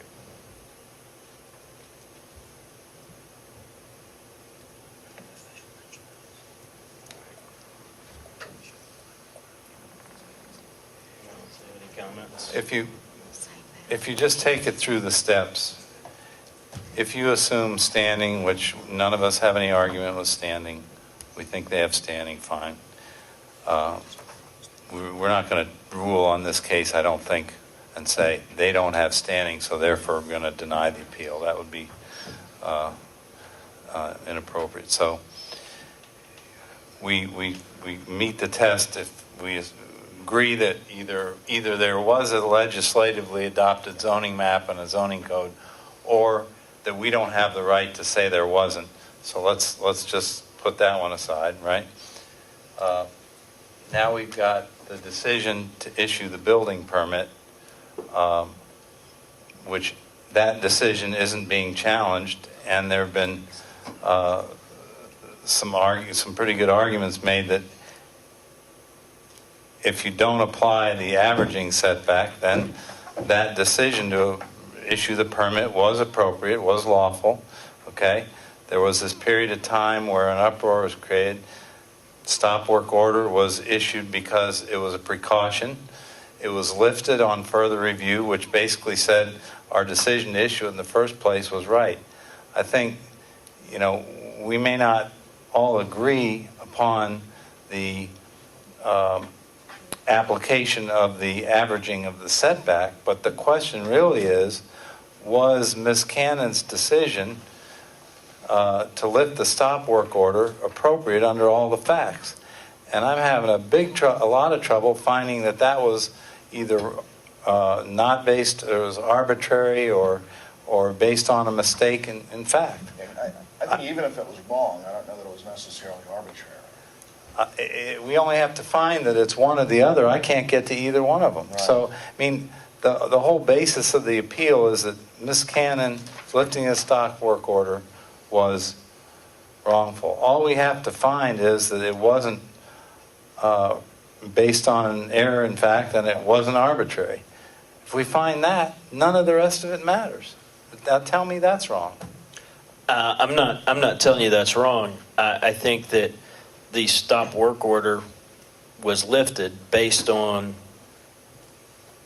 an interpretation of the zoning code that in my opinion is not the way that it has been enforced. It is not the spirit of the code as I've known it since it was been done. That is my opinion. Just as Mr. Curry had a legal opinion as to what he based it on, I'm only speaking for myself and how I interpret it. But do you think And I think that if the stop work order were to be put back in place, that the applicant deserves the opportunity to present a variance to the board, just like Trentwood did, just like the case that we heard last month. Mr. Chairman, may I speak? Please. The city is just slightly over a year old. The city legally adopted the zoning map. The city legally adopted the zoning ordinance. Clearly, based on the language that I read here in the ordinance, my opinion, as well as our legal counsel's opinion, is that the average setback does not apply to this particular lot based on the language that's been adopted and that is clearly identified here.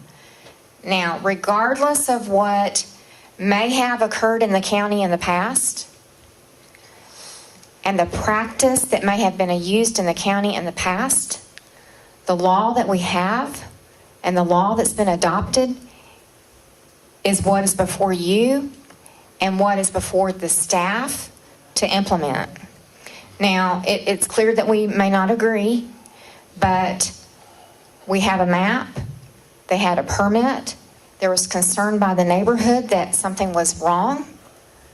We investigated it, issued a stop work order, took the time to look at it and evaluate it, and based on everything that we have in effect that was done legally and properly, and based on the black and white regulations that we have here in front of us, I believe that it was proper to lift the stop work order in that this property is compliant. Now, if the law that we have is not producing a result that the city would like to see occur, then we need to change the law. But currently, the law that is in effect and what it results in is how we are implementing the ordinance. So if the ordinance and the language that's in place and that has been adopted is producing a result that the city does not want to see, then we need to change the law. Okay, thank you very much. Ms. Cannon, if I may, I don't disagree with anything you just said.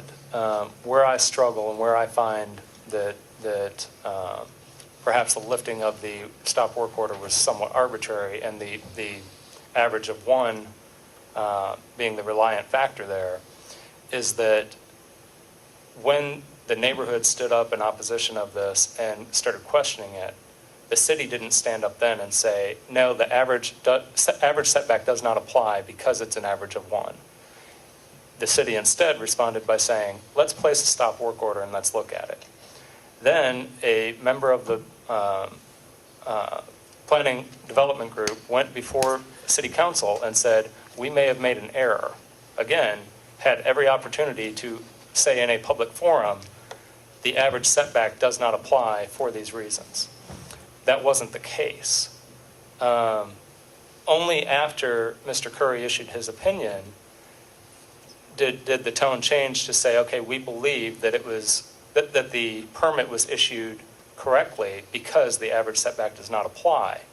And I guess it comes down to timing for me of when the city or the planning staff realized that that average setback did not apply. I believe it was well after the fact, after the permit was issued, which in my mind makes it somewhat arbitrary. I'm curious, can you dispute that? Can you tell me that we knew earlier on that the average setback did not apply because our interpretation was that it was an average of one? I can tell you that the building permit was issued, the inspections occurred, and not until we received complaints from the neighborhood that there was a possible concern that there was a violation did we step back and say, well, wait a minute, maybe there's an issue here. I mean, I'm just being as honest as I can be. And I'm the one that stood at the podium and said, we made a mistake.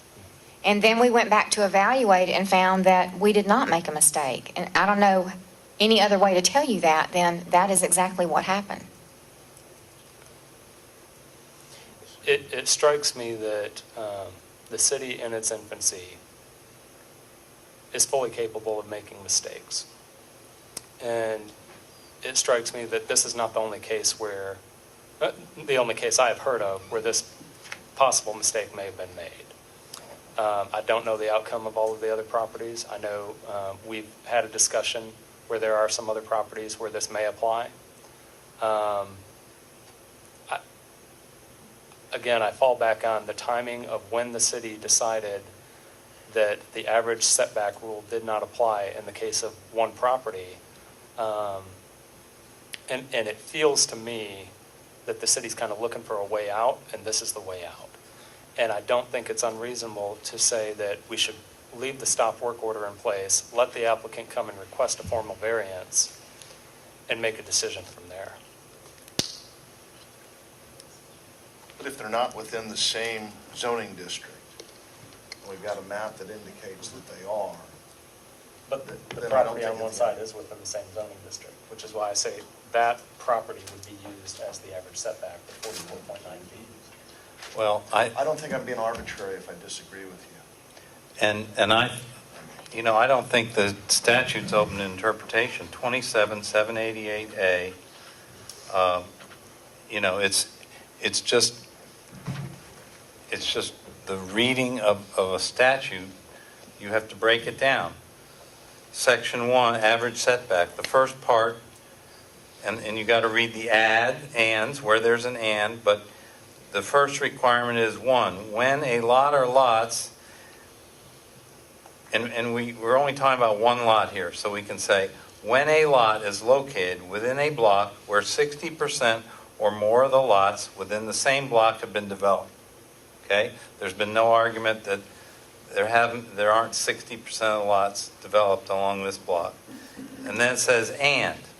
So you have to have one, the 60% developed test, then you have two.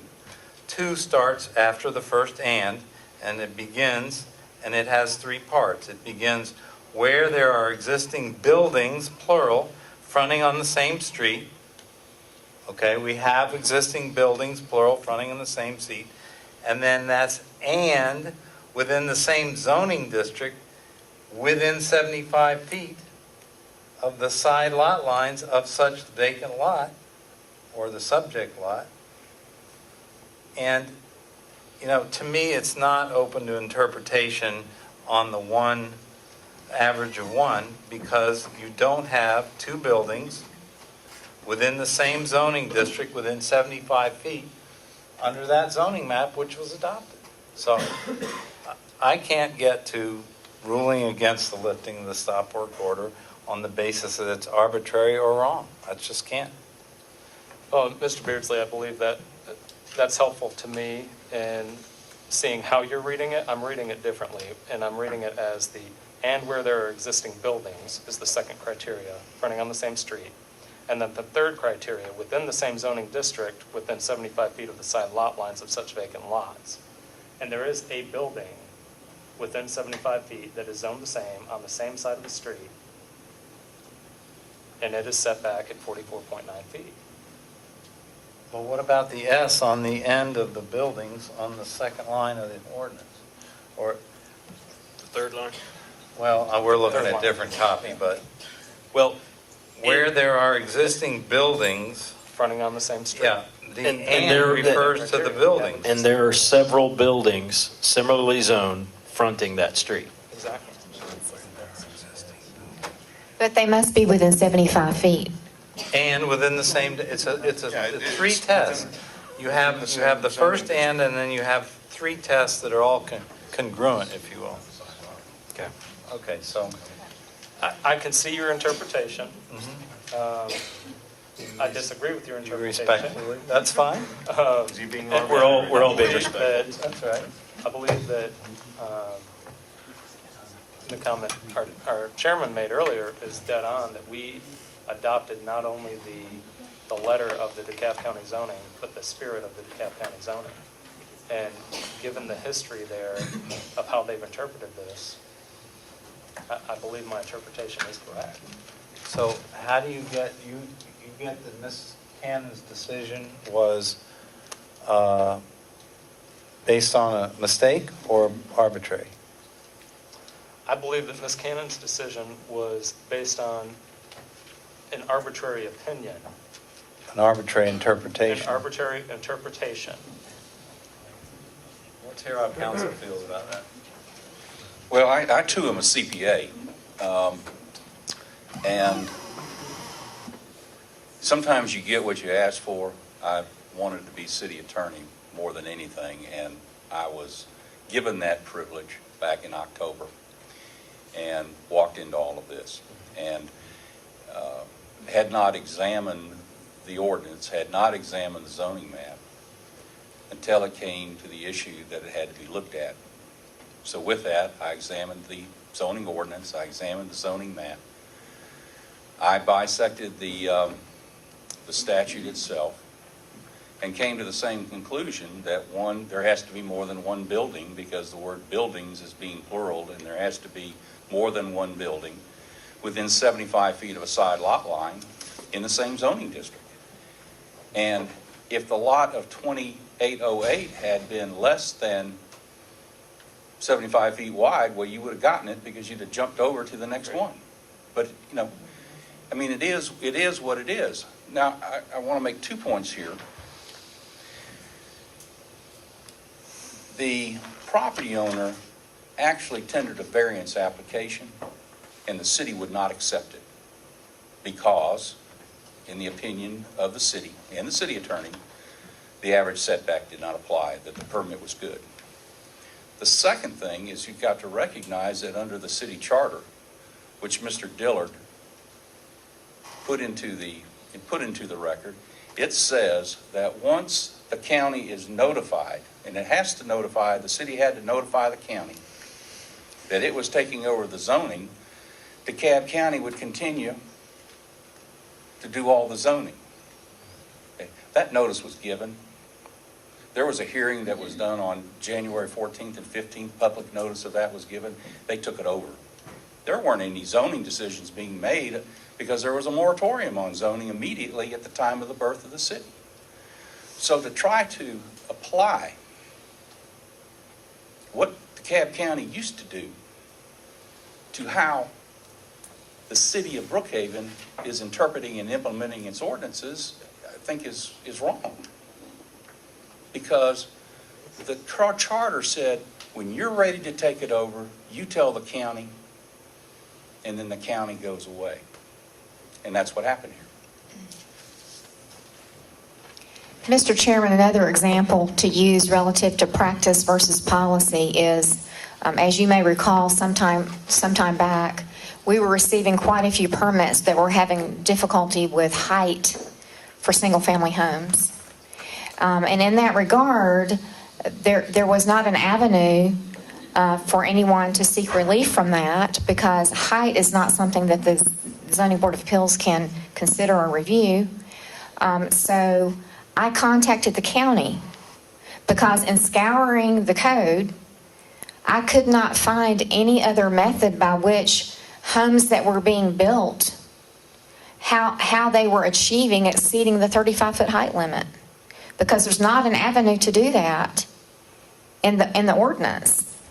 And it appears as though the county was implementing a practice that did not have a law that allowed that to occur. So in that regard, the city undertook a text amendment, took it through public hearing, took it to the planning commission, took it to the council, and the council amended the code to allow for an avenue to consider something in a legal method. So that's an example of where the county had a practice that the city could not use. Therefore, we had to change the law to be able to address it in a legal fashion. Out of respect to my colleagues, I do want to ask them a question. You know, I feel like Corey and Tim and Hope all feel like the averaging setback needs to be considered in a case of one. I get that loud and clear. And you feel that way because you think that protects the neighborhoods all over the city.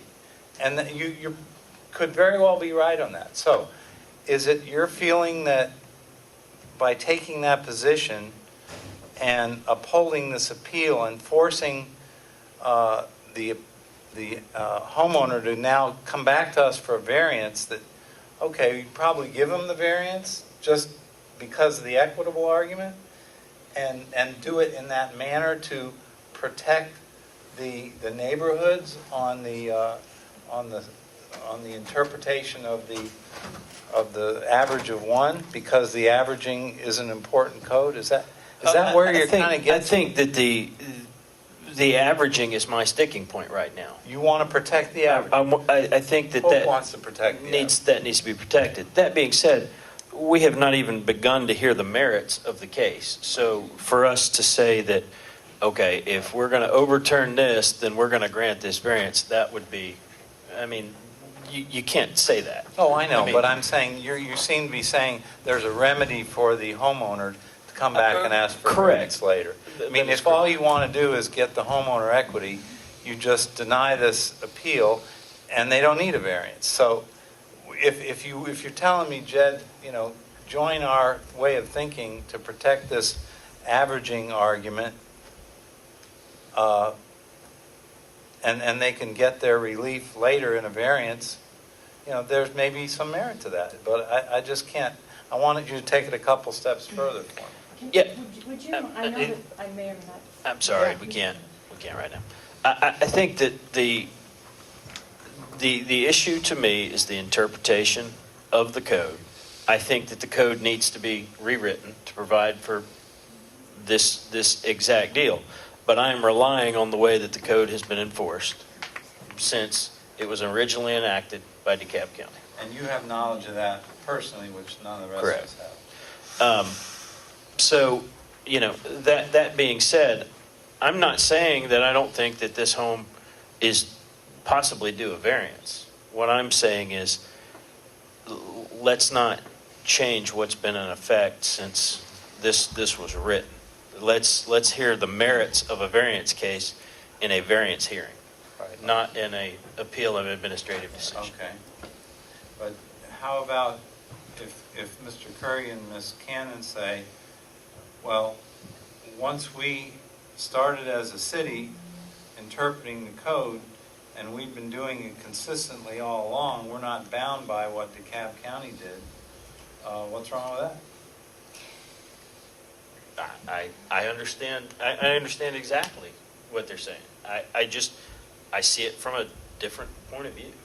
I think And I'm not asking you to jump on my Yeah. my bandwagon. I'm just, I want everybody to speak their piece. I don't want to,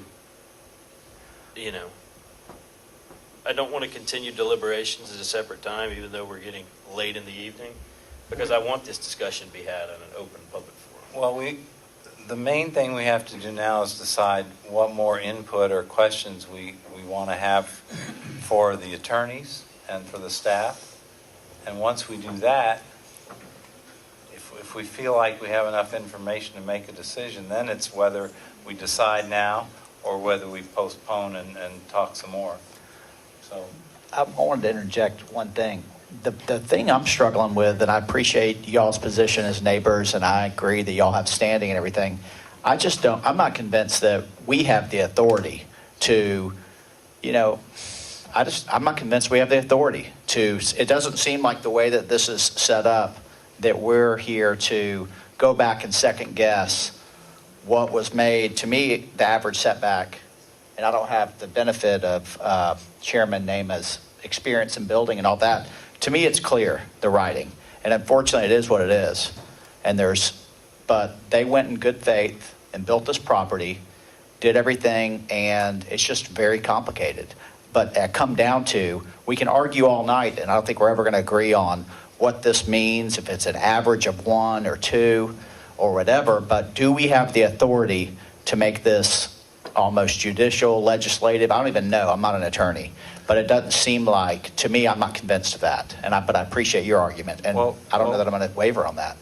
So to me, it's just all for naught right now. well, we have to apply the law. I mean, we are charged with applying the law, and that's why we're called quasi-judicial. And I think most of us should have read, and if they haven't, they should read Mr. Dillard's brief, okay? I read it. I thought that brief was very compelling. And I don't know if all the neighbors out here who may feel emotional about this have read that brief, but if you look at the law and you read the briefs and sit here like we're supposed to do, is interpret not just the code, but the case law and everything else, I can't get to any other decision other than upholding the decision of the director. And that's just based on, I have experience reading the law, maybe some of you don't. So I have to apply that. And so giving you the benefit of that experience of mine, Mr. Dillard's brief, extremely compelling. The neighbors should read it. And that's persuasive to me. It's the application of the law. Mr. Chairman, I could be remembering incorrectly, but I don't believe we ever closed the public hearing. We have not. Because we want to keep asking the lawyer's question. Entirely acceptable. I would like to hear what the woman had to say who stood up and was told that she couldn't speak. That's okay.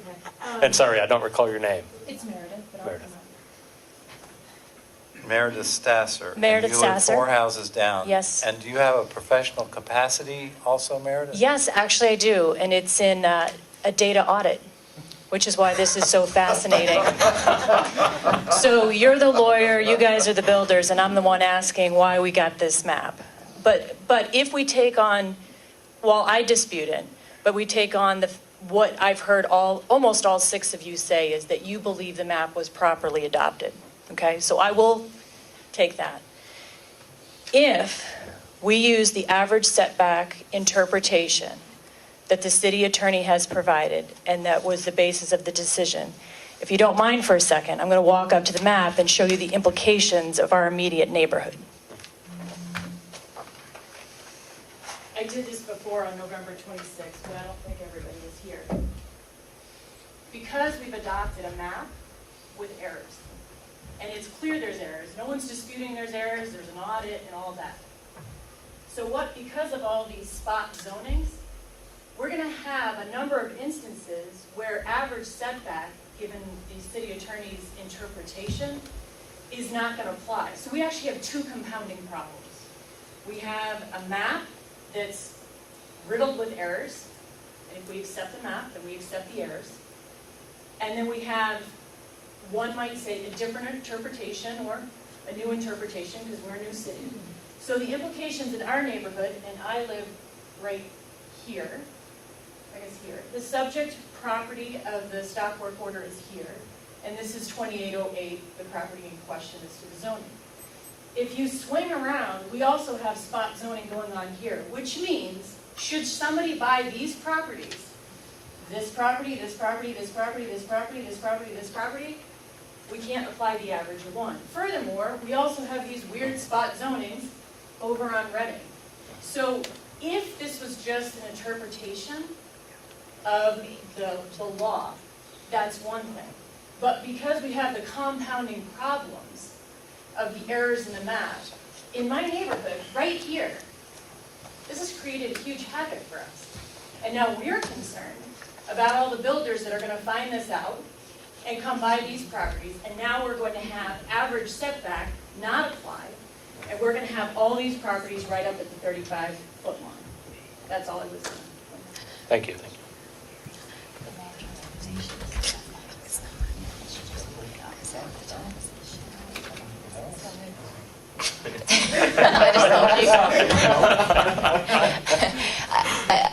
The reason that we created a city was so that we could create a better city.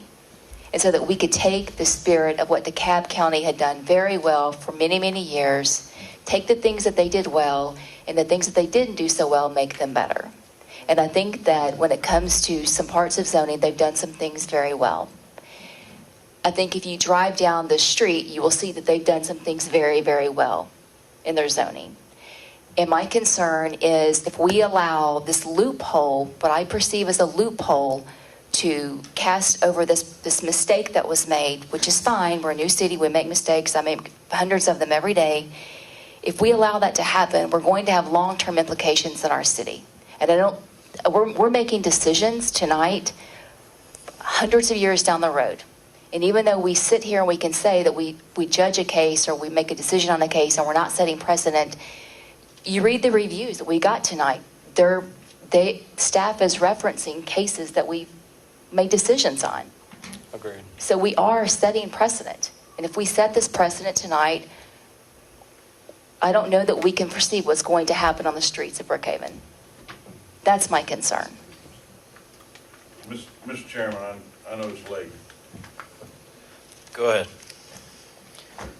I'm going to ask Mary Babusa to come up. She's a property owner. They've got Since she has not spoken already this evening, I She don't has think we not. can allow that. That was what we said at the beginning, was anyone who had spoken previously, we could Well, ask then questions. let me plead with you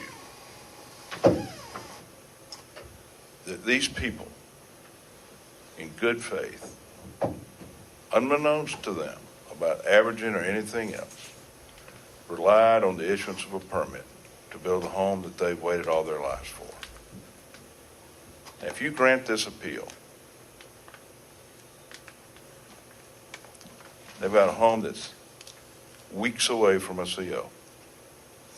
They've got a lease that's running out on the home that they're currently in. And they're going to have a house that they're not going to be able to use. I suspect they have a loan on that house, possibly. They've got a loan that'll go into default if they don't get this. They've got hundreds of thousands of dollars invested in this property. And I just plead with you not to make a decision in a vacuum. You know, we can argue about the interpretations all we want to.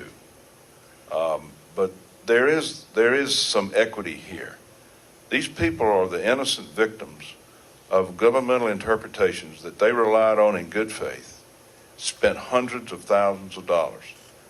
There's no question that the property on each side of them are not similar.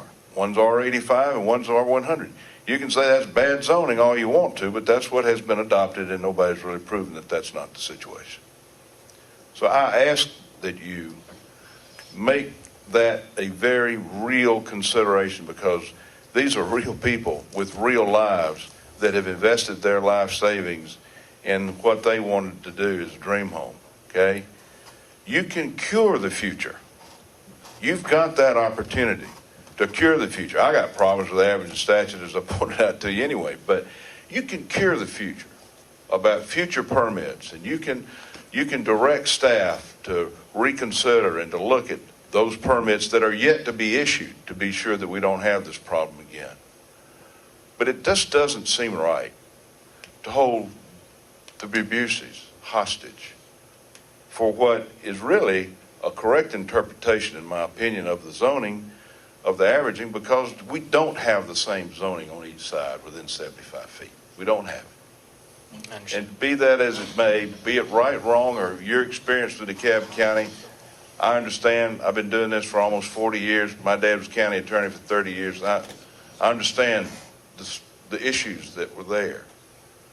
But we're dealing with people's real lives here. And this is not about all the other houses that might be an averaging problem in the future. That can be dealt with. But what we've got here is we've got innocent, good people that have relied in good faith on a valid permit. And I just ask that you let that weigh greatly on your decision tonight, because to not deal with this creates a dilemma for this family that none of us would want to be in, particularly where it's not clear. And I just ask that you consider that. Okay, thank you very much. Mr. Chairman, it's 11 o'clock. I'd like to call the question. I'm going to make a motion to deny the appeal. I'll second. We can discuss the motion. Right, but I Second was don't think we Ken? can accept the motion because I have not closed the public hearing yet. I move that we close the public hearing. I have one more question. Okay. Mr. Curry, if there was a 3-3 tie on this issue, how would it be resolved based on a tie? Because we do not have the seventh You have amendment. to have 4 to vote in favor of the reversal. Okay. So if it's a 3-3 tie, then in effect the appeal is denied. That's what I suspected. Okay. Now can I move to close the public hearing? I have one further question for Mr. Curry. Let me ask, does anybody else have any questions? You can't have my gavel. Given the fact that it seems to be, we will result in a 3-3 tie if we were to vote tonight, and given the fact that one of our board members is not here and has not had the privilege of hearing the conversation tonight, even if we were to defer and go into private session at a later date and try to reach a decision, I don't believe the missing board member, Mr. Bolio, would have a vote. Is that correct? Or would he have a vote being a board member? Well, at this point in time, as far as if you're going to call the question this evening, all I can tell you is it's going to require 4 to overturn it. And if he were here, he'd be 4. You have a quorum, but it still requires 4. You didn't answer the question, Yeah, Tom. The question is, and that's because I'm thinking about it. Well, if we didn't defer the question, we have 2 court reporters here. We have video. I mean, the question is, would he be able to take the benefit of all that and be a voting member of the board. Well, I don't think know the Mr. answer. Curry needs to call Mr. Boley and see which way he's leaning. Just kidding. My view is this, is that, the hearing has been, I've been impressed by all the presentations here tonight, and I've been impressed by how you all are deliberating, and it's a difficult decision. I would encourage you to make the decision this evening. The fact that he was not here to hear the evidence, I don't think is appropriate pulling him into it. I agree. And that would be, whether or not that's the right legal answer, I'm telling you what I think as a person is that you all have heard this, there's a quorum here, and if you can't come to a decision, you can't come to a decision. The buck doesn't stop here. I mean, so, I would encourage you to go ahead, just like Mr. Fusco has asked you to do the same. And with that, I'd like to close the public hearing portion of the meeting. Now I'll open it up to the board for any motions or discussions. You're only looking at me. I'll repeat my motion. I move that we deny the appeal. I will second that. All right, we have a motion and a second to deny the appeal, which is ZBA 14-04. All those in favor of denying the appeal, please signify by raising your hand and saying aye. Aye. All those opposed? Nay. We have a 3-3 Mr. deadline. Chairman, I think that if you're at a 3-3 stalemate, that the approval did not, in other words, the denial, the approval of not accepting the appeal, I think somebody should make a motion to go ahead and accept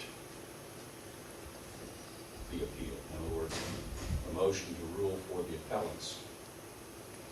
I motion to rule for the appellants. I'll second.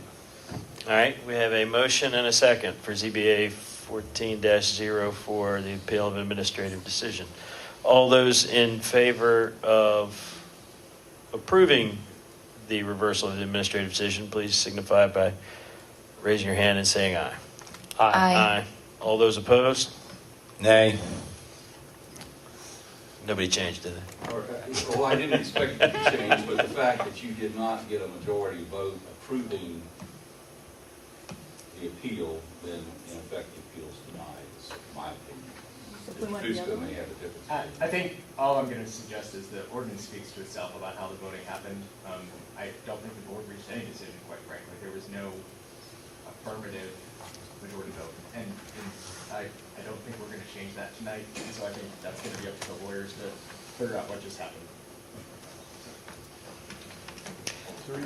And with that, this meeting is adjourned. Thank you very much.